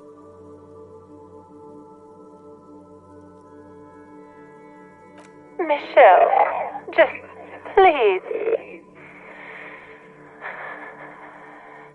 Why did you even call? I don't understand. You've been gone for months. I thought you didn't care.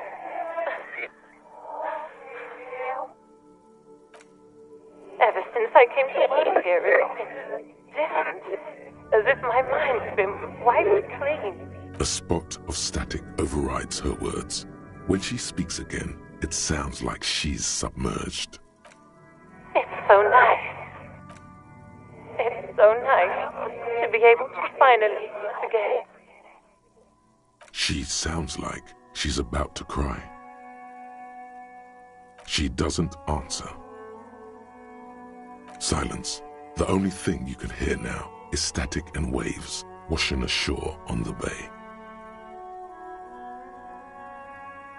Another seagull passes by.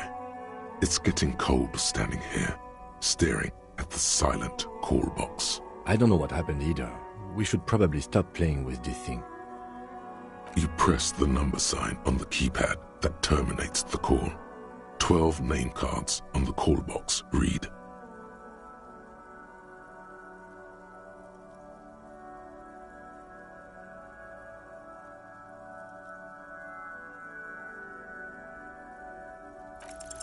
Whatever she says, it can't hurt you.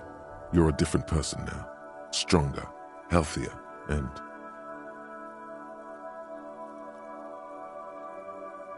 Alright, maybe not healthier, but it's a bonus that you've drunk so hard you can't remember any of your past relationships.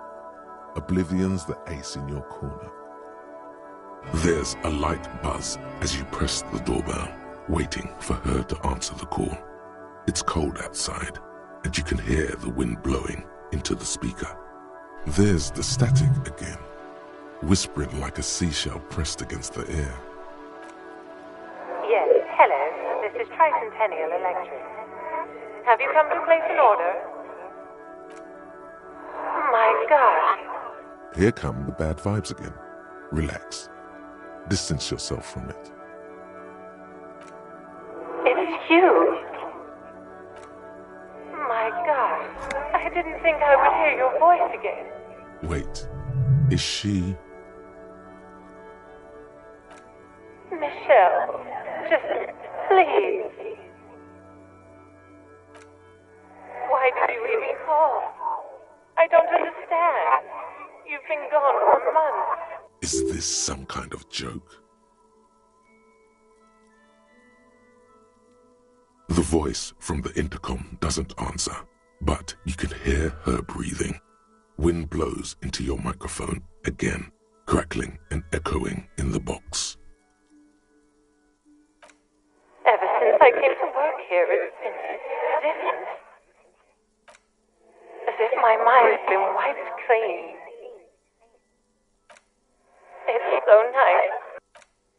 It's so nice. And then it hits you. She tries again not to cry, and still doesn't succeed completely. Her quiet sobs sound old and distant, as if her voice is being played off a wax cylinder. Her sound melts into the static from a long-distance phone call. From time to time, you can hear people talking in the distance, but can't make out any words. This is where you hung up the call the last time, but the recording is still going. The phone rings in the office with an old-fashioned chime, and someone walks by in a pair of heels. The static is like a warm blanket wrapped around the sounds. No one replies, but the static grows stronger like rainfall. Then a female voice speaks out, completely different from the one before, glorious and total somehow, crawling inside your head. Her words are too cold to comprehend. She smells of sodium lights and rain streaks on car windows. Eyes like pilot lights watch your shape in dark hallways, guttering. So... it was a recording trapped in the circuitry from some ancient tenant. This sometimes happens. Shall we conclude here? We have other mysteries to solve. I don't have time to explain it to you right now. Maybe sometime later.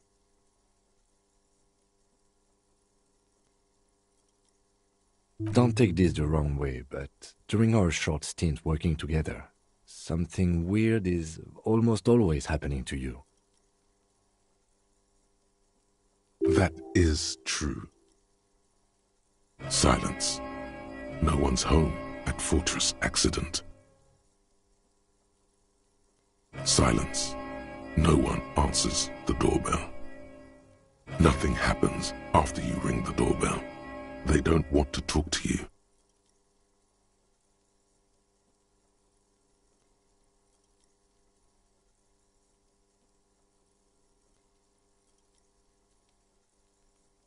Silence.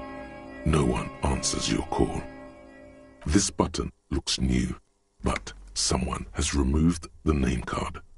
Nothing happens when you try to ring it. This button looks new. It's probably not connected yet. You hear the same waiting room music, but no one. You hear the same waiting room music.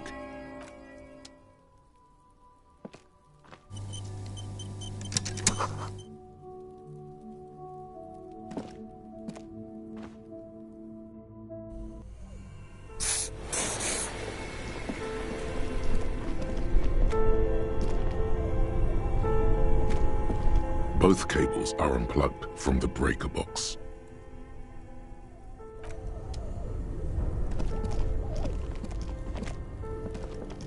This orange machine is dead still. It has a hand-cranked ice cream churner and an electric freezer. The ice around it slowly melting. Turning the crank feels oddly satisfying, like stirring your childhood dreams. In the distance, you hear water dripping. You slip your fingers under the frozen... No, this is going... If you want to try... Equip the pry bar by going...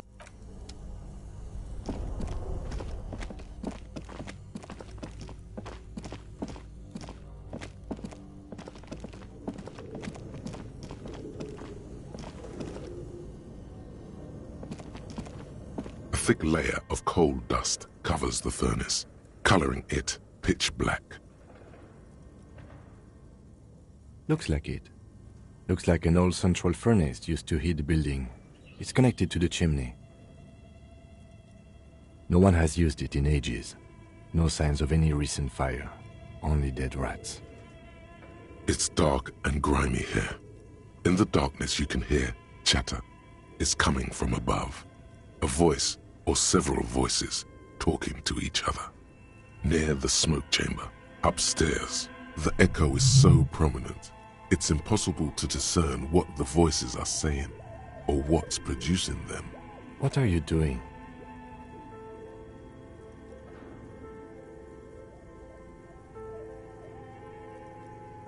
Wait, really? We should investigate, see if someone's upstairs.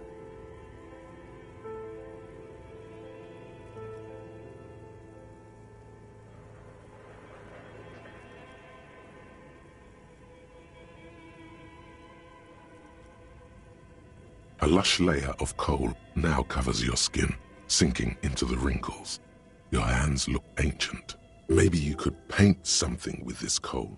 Leave a cave painting for future archaeologists. No, that would be stupid.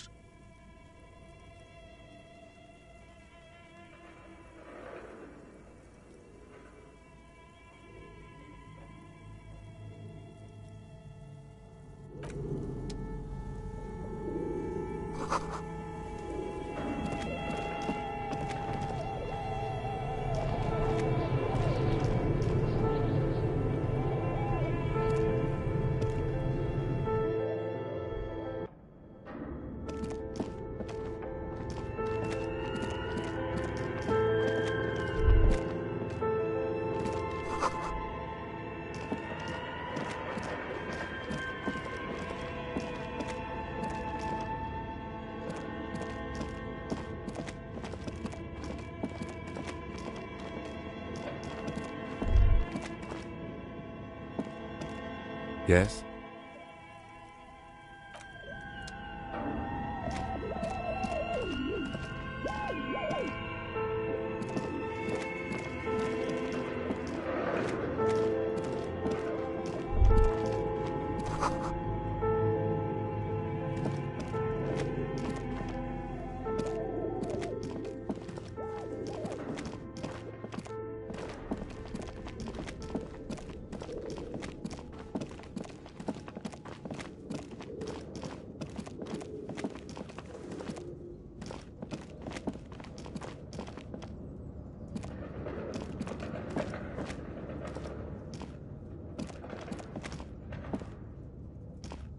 An iron safety curtain curves before your eyes, folded like a bellows. It covers half the room, blocking the way into a colossal industrial chimney. This must be where the entity lives. This is directly above the central furnace in the cellar. The voices probably came from here. What an odd thing to do. Nothing happens. Still nothing. No one's home. Those curtains prove to be surprisingly sturdy. Your fist hurts now. There must be another way to wake up whoever is in there.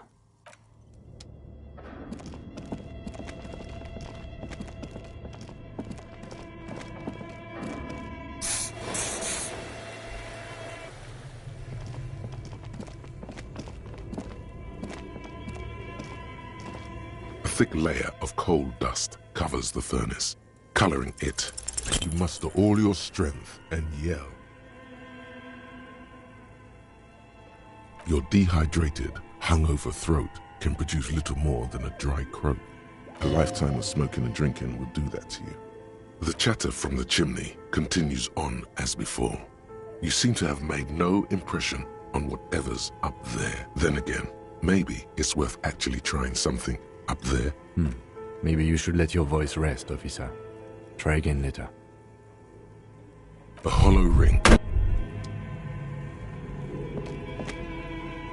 You feel something in your chest, an unnatural pressure. It's spreading to your left arm, your jaw. Very, very bad. This is the end bad. All you feel is pain and weakness. You have to surrender now. We all do. It gets so dark.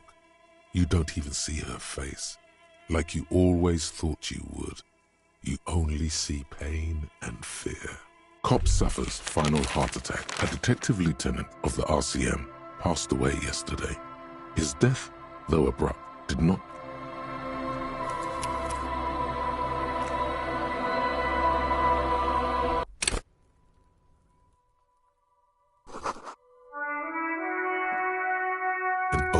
East Delta Commerce Center. This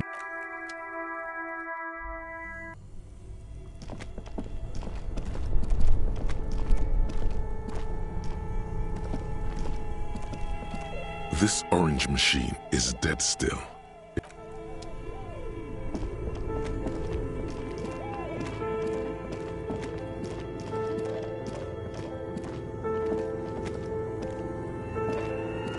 Thick layer of coal dust. Looks like it. No one has used it in ages. It's dark. The echo is... What are you doing? Wait, really? You should investigate. See if someone's upstairs. You're right. The rooms do look like they're connected. But malignant entities don't exist. At least not the supernatural kind. Always has to be the skeptic, this man.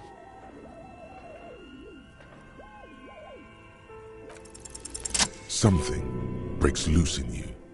A mighty bellow echoes throughout the chimney's depths. The chatter of tiny voices above suddenly cease.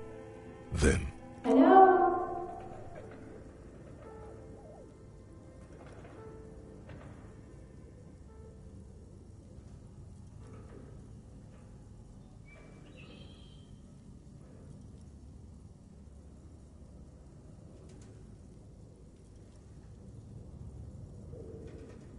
Hello? Did you say anything? I can't hear you. Please come upstairs. There's a safety curtain on the second floor. I'll open it. You hear a low rumble upstairs. The sound of a curtain being pulled aside. After you, officer. A lush layer. Maybe you could paint something with this coal.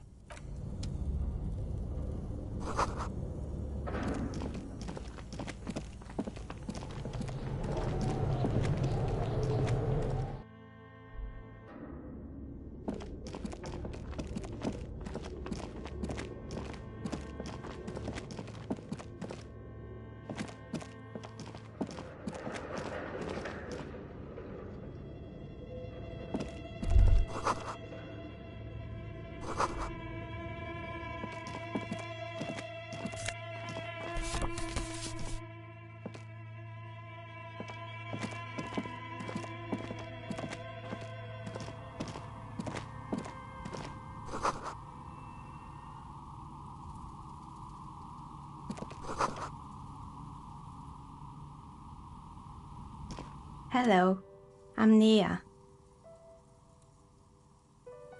Did you try knocking on my window? I must have missed you. I've been listening to my Milius. So what kind of dye are you looking for? She's got a direct view to the backyard. You should interrogate her about the lynching. Yes, Amelia is like a call-in station. You need a two-way radio to access one. That's why I have these. Mostly, they just teach you to swear in different languages. But some of the stations can be quite interesting. I was so absorbed, I must have missed you knocking. Then how did you get inside? By the south entrance? You know what? It doesn't even matter. What matters is that you're finally here. Let's talk dice. Did you have something specific in mind? I'm a novelty dice maker. Tell me the name of your role-playing system and I'll make the die you need. That's why you're here, yes? Very good. My rate is 10 real per set, unless you want something really unusual. Take a look around and see if there is any particular stone you want to use. It almost looks as if the stones and dice are a natural part of the room, growing out of the shelves like stalagmites. No falsehoods are present. She's a novelty dice maker and doesn't have anything to hide. Ask what you need.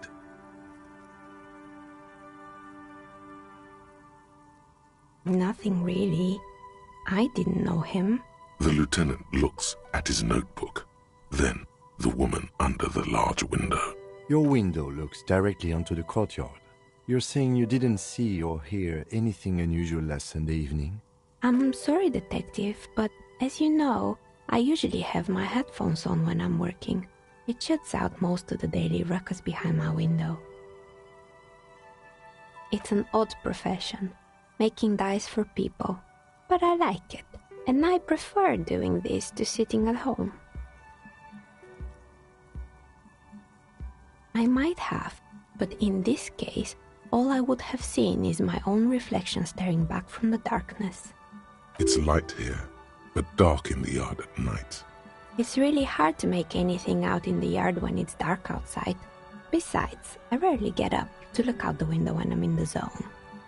Well, there's always something going on in the Whirling's backyard. During daytime, there are usually those kids. And lately, I've been seeing a lot of drunk workers hanging about. Must be because of the strike. She's heard of the murder, but did not see it, sire.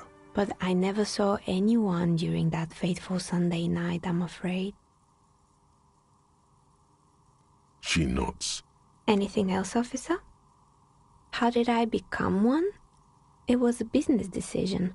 I was a regular jeweler at first, but that's an unfocused field with too much competition. Some of my friends were role players. They asked me to make some polyhedral dice out of cobalt. That was my first order. I grew it from there. Not especially. I like working with rare materials and a steady pay. And role players as customers? They're nice people. Some of those nice people have big bucks to spend on novelty items. Of course. Tell me what you have in mind.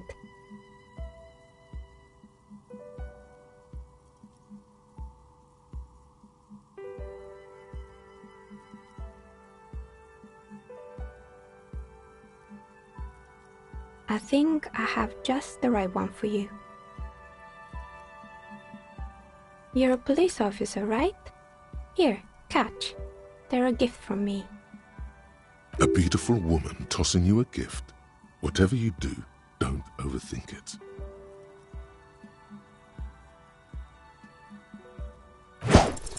Mr. Smooth moves. You snatch the dice out of the air with one hand, just like you're in a movie.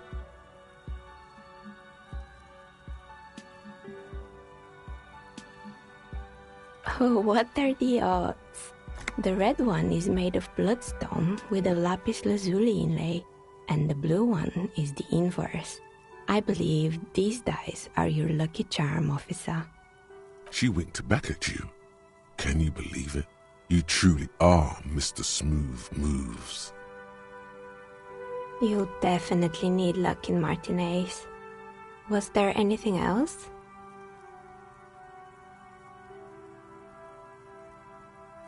We're inside the chimney of an old central furnace. It's strange, I know.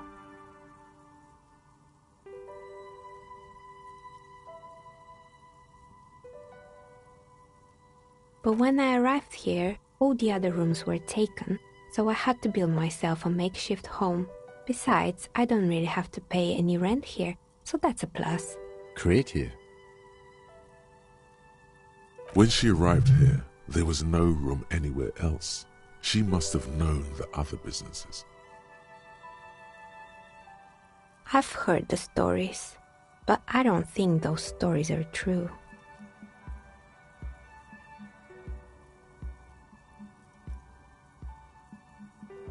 Plaisance, the bookshop lady? I've heard that her business is doing rather well. Have the energies spared her somehow?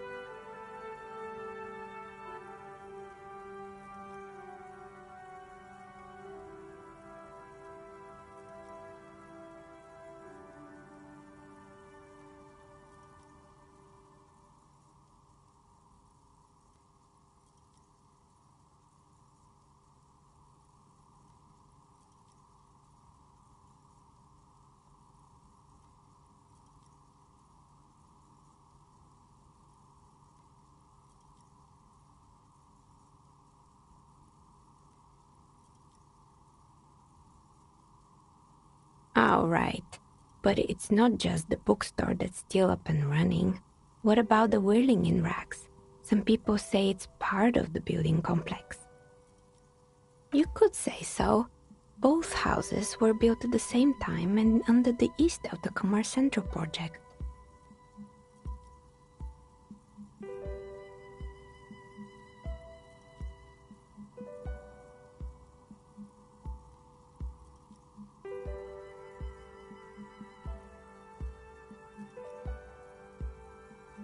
And then there is me. I've been here for 14 years, selling novelty dice to role-playing enthusiasts. Not exactly a million-real business idea, yet somehow I've survived despite the talk of malicious energies. Strange, isn't it? Maybe it's just because she's so talented that she's been able to woo the curse.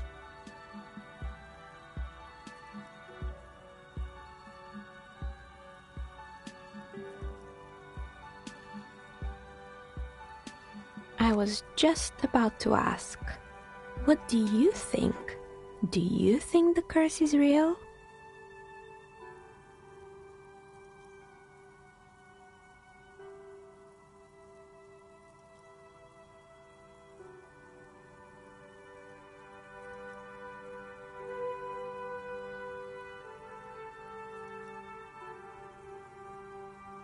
Exactly. Truth is always so disappointingly mundane and boring. But I'm glad we got this sorted out. Anything else I can help you with today? That's all she has to say on the subject. She's been thorough and truthful, as far as we can see.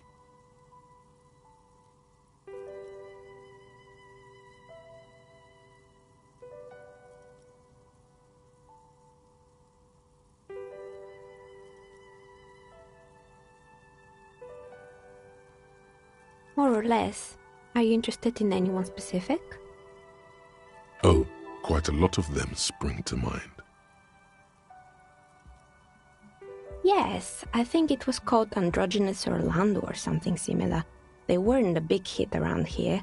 Turns out that working class men don't like genderless haircuts. They're scared of that word. A bit of experimenting every now and then isn't bad. It's not about the haircut, it's about the confidence.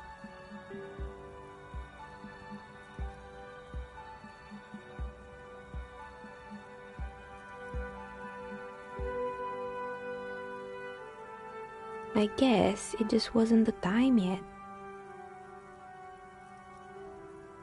It wasn't merely a gym, it was Artemiteps Boxing Club, a community project created to steer at-risk youth away from drugs and crime. A kind man from Zemsk. I heard he had some trouble with the law when he was younger, and that's why he wanted to start the gym, as his way of giving back.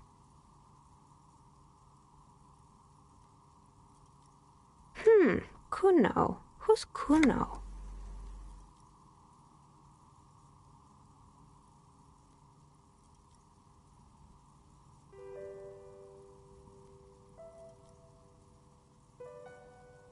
yes, you mean the kid with the sailor's mouth. Yes, I've heard him yelling profanities in the backyard. I think it would take more than a gym to help that kid.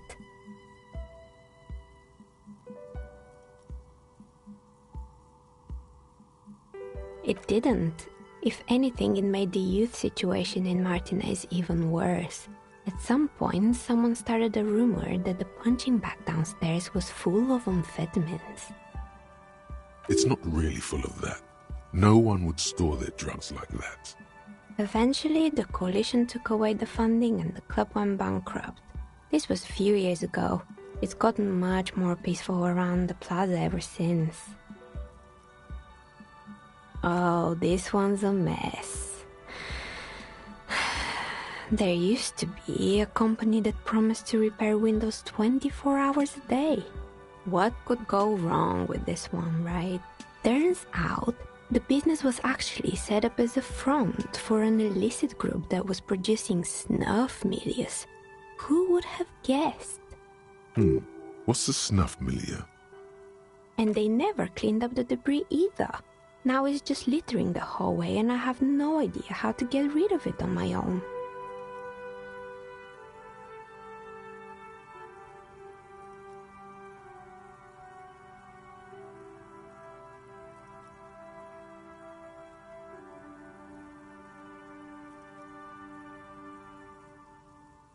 It's a Sub Rosa radio station that broadcasts real murders with real victims. Some people pay good money to get off on it.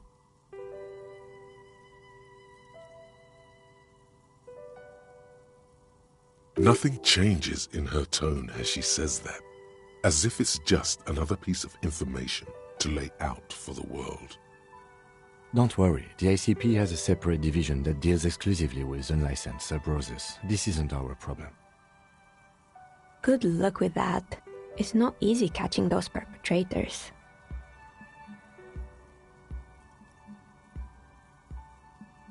You mean Mr. Fabron, the taxidermist?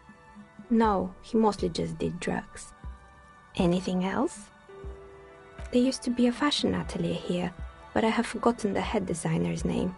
They were doing well for a couple of years, until the insect rights activists came.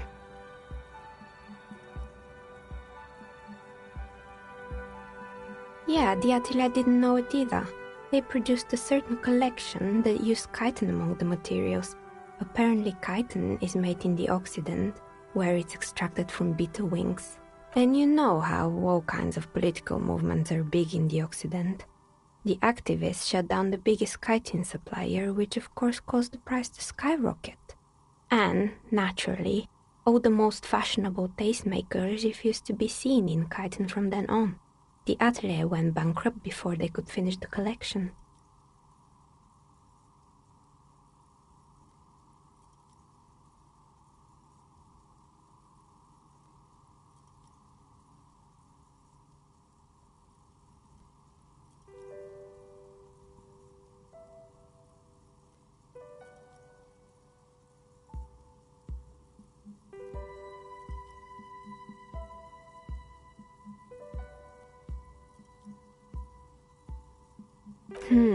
Really?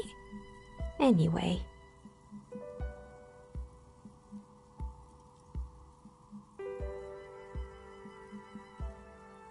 They were made by a company called Slipstream. After they pivoted from making rotor blades to skis, their chief executive took off on a vacation with all their money. Honestly, I think it's quite funny. I think he's still sending out holiday transmissions from Tulula or Tiumotiri or Hashtkor or wherever he is. The usual, I imagine. That he's been thinking up all kinds of new business plans and can't wait to get started on them just as soon as he returns. Men like that are a curse. Sure, but Slipstream is history now. All their remaining assets got seized by the bailiffs in 47. I have no idea why those skis and blades are still lying around in the house. Not much use now, I guess. They were just the props. Why return them? Maybe you could make a sword out of one. No, wait, forget it. It would take too long. Fortress Accident, the radio game studio.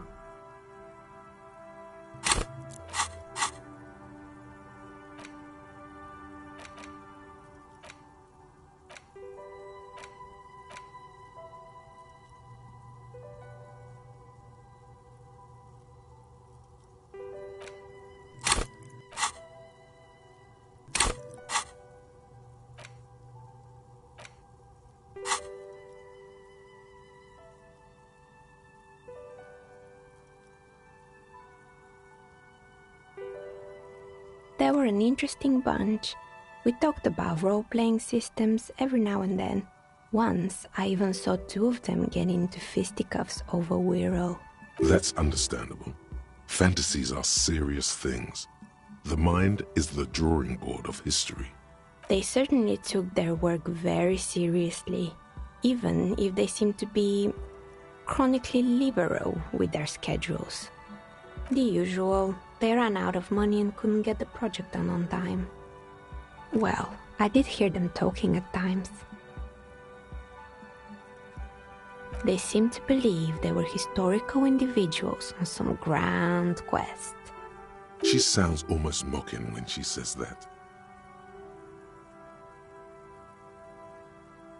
Yes, but when the money started to run out, they just began to complain a lot about capitalism. You know, how the markets are rigged to keep out new businesses and so on. In the end, they just didn't get it done. They didn't have enough willpower to produce something truly historic, and to show up to work on time.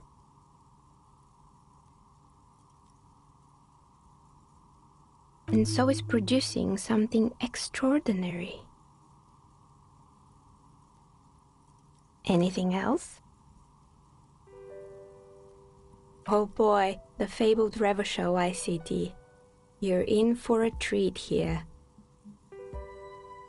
The place was owned by two guys who had some rather innovative ideas about marketing. The bear was one of them. Now ask me about their other ideas. Indeed. What were the other ideas? There was really just one, and it involved picking out the prettiest girls in the neighborhood and paying them 20 cents per hour to man the booth. And by man the booth, I mean slump behind the counter with a face that could maim you if you ever dared to disturb their bored magazine browsing.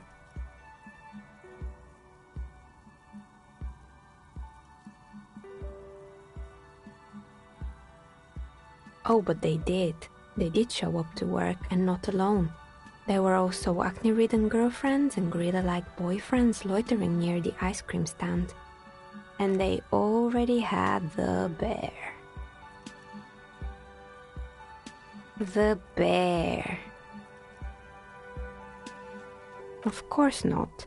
The bear was terrifying. No one wants ice cream guarded by a hostile apex predator. To make matters worse, the fridge didn't work too well either, and half the ice cream came out malformed and partially melted.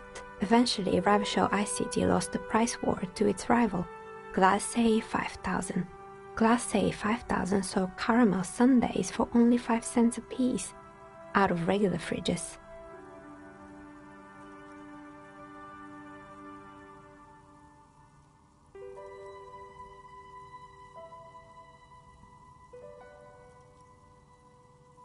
Maybe, because the taxidermist who made that bear definitely wasn't. Doing his best, I mean. He said that the bear was his vision beast. He said he met his vision beast while high on desiccants. Called it Megatherion. Sounds cool. It's an imaginary beast that guides you through life by telling you to do more drugs, mostly.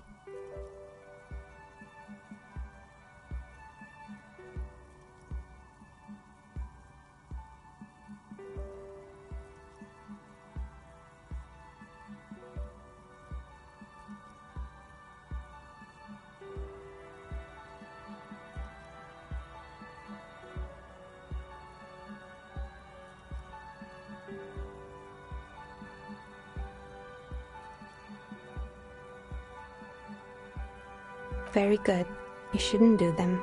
You're a police officer after all. Anyway, now you know the story of the fallen ice cream empire. Little sparkling embers under the window. Anything else? Another failed business, perhaps? I've been here for a long time. Oh, right. I hope you didn't try to ring me. I think none of those doorbells work, including mine. I'm still in the middle of connecting the wires. Sorry about the confusion. The doorbell with the empty name card must belong to her then. That's right. I haven't even written my name there. As I said, it's quite useless right now. It doesn't work yet. You could say so. Both houses were built at the same time and under the East Delta Commerce Center project. That explains why you can call the whirling from the intercom, albeit I doubt that anyone responds. If the whirling is part of the same building, then it's part of the Dune commercial area. The darkness of this place is there, too. Right. It used to be a gaming arcade. This is an ancient failure, before my time. I'm not surprised, however. My advice? Don't base your business on a fad. Hypnotism, fluorography, trick-track, especially pinball. Agreed. Pinball is the worst. It can't be true. They don't work here anymore. They've been gone for years. Are you sure it was Slipstream SEA? Was it a woman? Maybe it was Plaisance from the bookstore.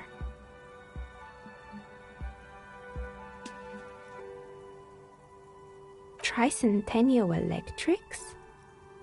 It used to be a major electric company 100 years ago. Are you sure it wasn't just some kids playing a prank on you? It was too real to be just a prank.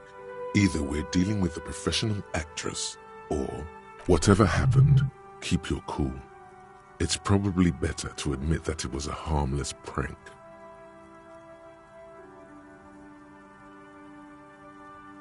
A prank is more likely, no? Oh, the kids these days.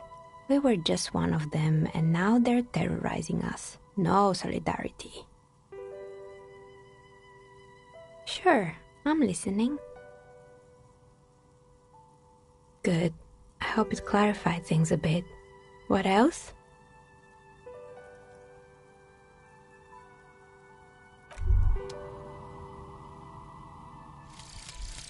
Guillaume Lemillion. Bad news. Guillaume Lemillion did not become a cop. In 1938, he went on a tour to the Sinyao province in Safrey, where he died of autoerotic asphyxiation. His body was found hanging from a decorative dragon tree in his junior suite amid drug paraphernalia, unwholesome objects, and the Sylvia Trainer single, Wonderland, skipping in the background. And yes, you can take this as a metaphor for Revachol in the 30s, and also as a warning.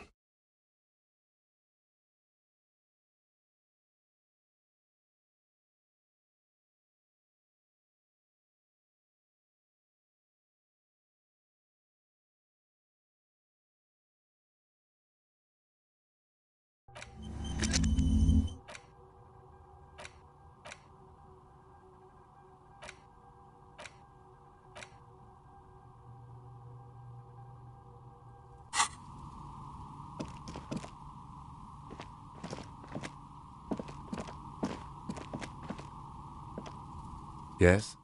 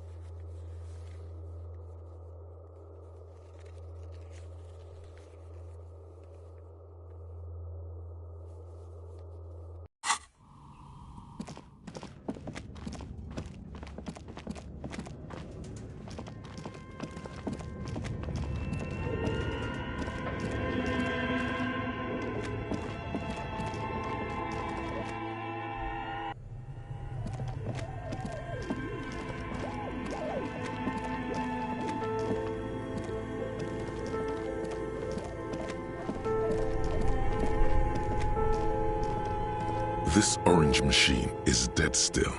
It has a hand-cranked ice cream churner and an electric freezer. The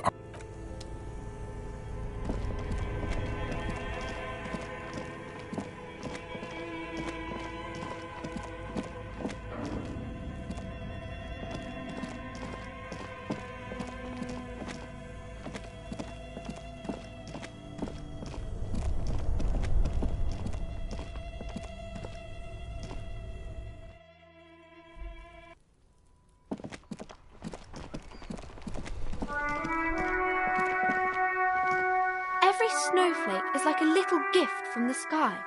I do my studies at home at the moment. I have to help Mum keep this place running. Mum says it's necessary to do both because it builds character. Mum says a proper worker is dutiful. That's how you get ahead in life. There is stress and unease behind these words. She's reciting etiquette. Crime fiction is about murders or burglaries or things like that, and the work of a policeman or a private detective who's trying to solve a crime and catch the criminals.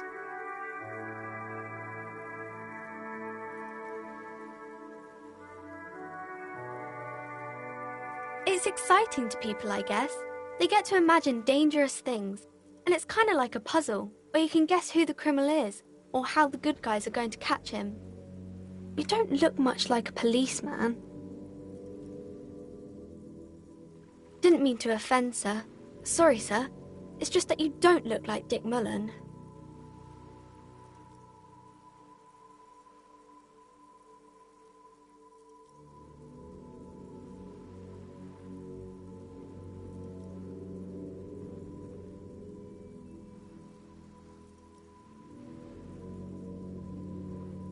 Head, yes. No, your mind. Not head, child. Heads.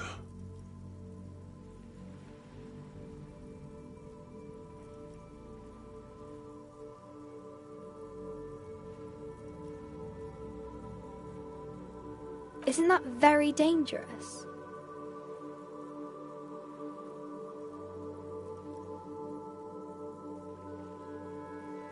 Unlike you, sir. He's just a fictional character. He's no match for you. Maybe you can show me some real police work, sir. Like in the books.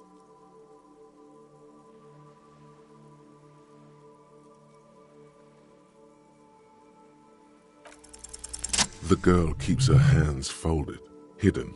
Why is that? What do you mean, sir?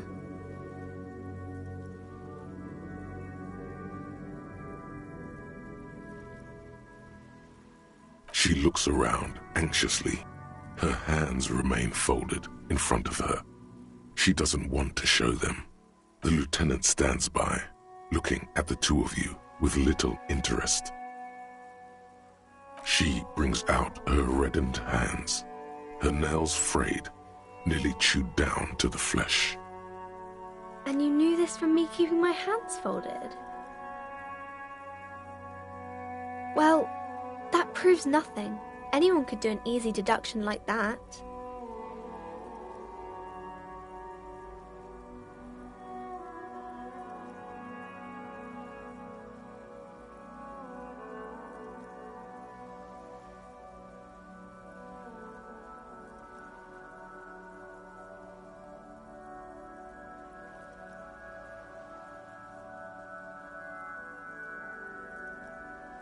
She nods, half provocative, half enthusiastic.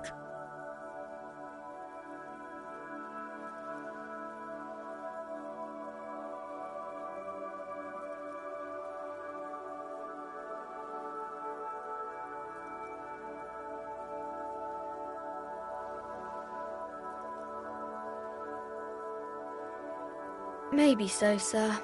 Okay, I know it's a bad habit, and I shouldn't.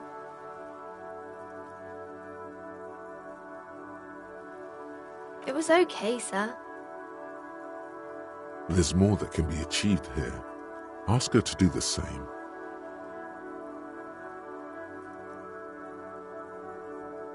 You're quite sober. The lieutenant does not flinch at the comment. He does not flinch even a single bit. He is intensely not flinching. It takes effort.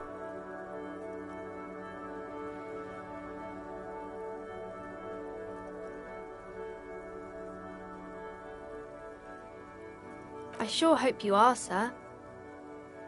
There she stands, swaying on her feet, assaulted by the early spring breeze.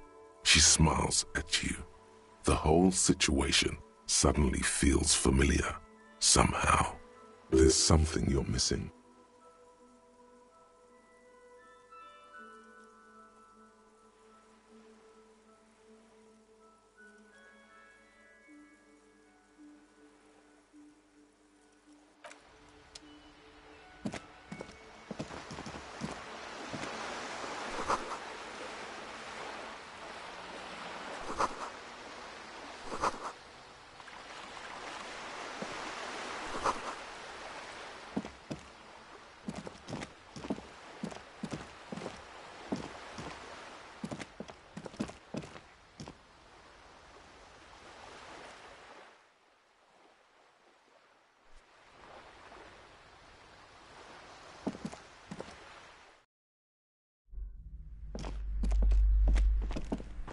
You're alive and well.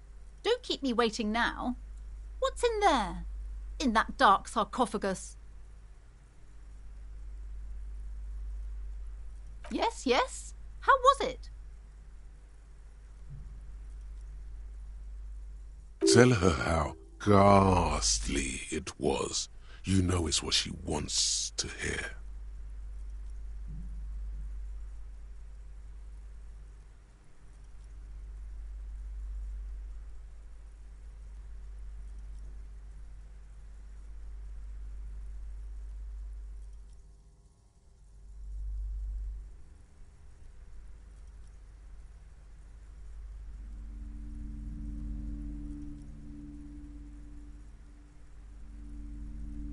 I knew it. Oh, such horrors that have been thrust upon us. But what else did you find? Did anything survive? No, of course not. Have you located the entity? A novelty dice maker? Well, spit it out. Why does she need the dice? For some kind of sorcery? Sometimes they use the ankle bones of sheep. I don't understand. If it's not her, then where is the source of the doom?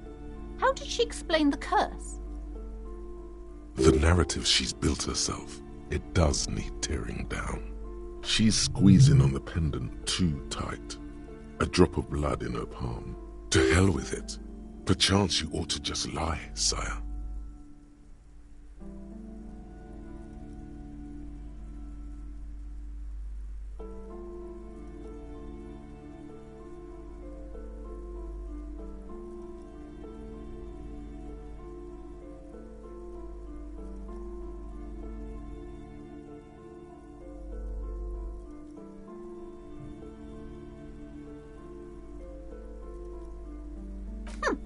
Too many inconsistencies.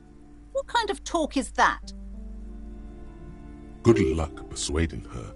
Some people can rationalize anything.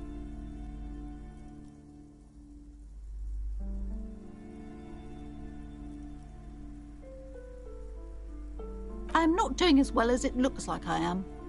I only have my Simone's wards to thank for the protection they provide. Yes, because her business consists of the psychic leech that's been feeding the curse. I see that you've fallen for her manipulation, Detective. The investigation is over.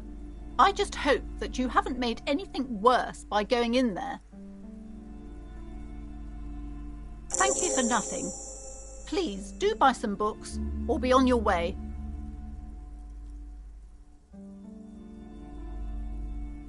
There was never any other way this could have gone. She's just too far gone into her own mind. I am sorry we had to disappoint you, ma'am. Can we go now?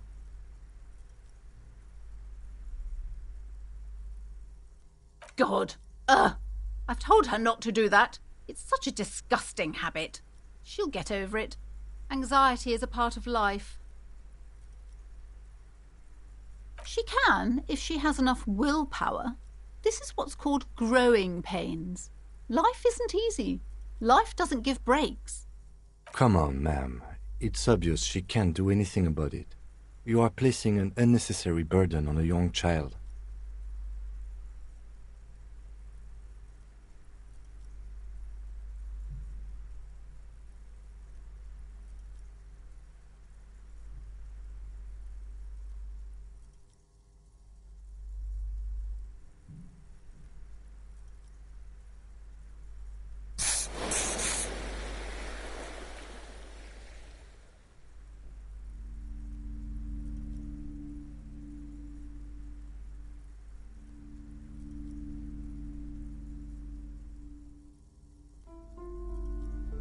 She stands stiff and severe, silently fuming.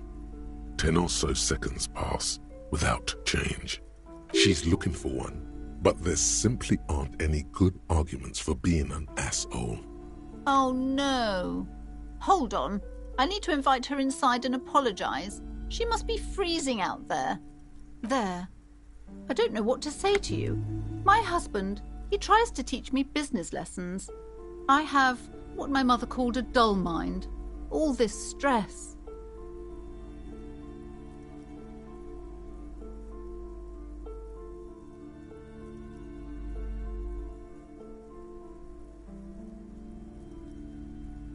Yes, my husband is a successful entrepreneur east of the river. If only he were more involved in the business we're running up here. No matter. Soon we'll both be off for Grand Couronne. It's a proper place to live. One of the most peaceful neighbourhoods east of Jamrock.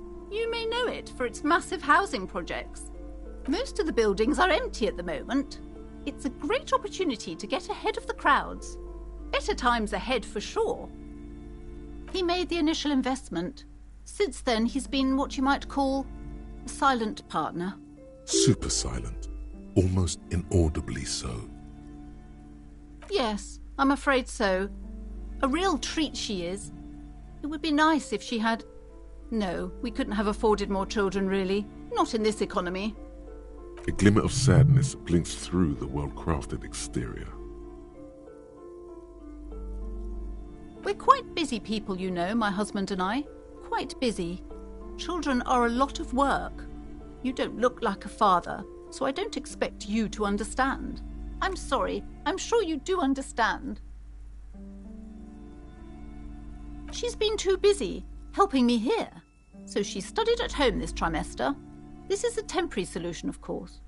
I assure you, I of all people understand the importance of education. She will be back in school the moment the store takes off. And hell freezes over? Never mind. It's not a good topic to get into. The woman looks aloof, her features much softer. Occasionally she glances at her daughter's silhouette.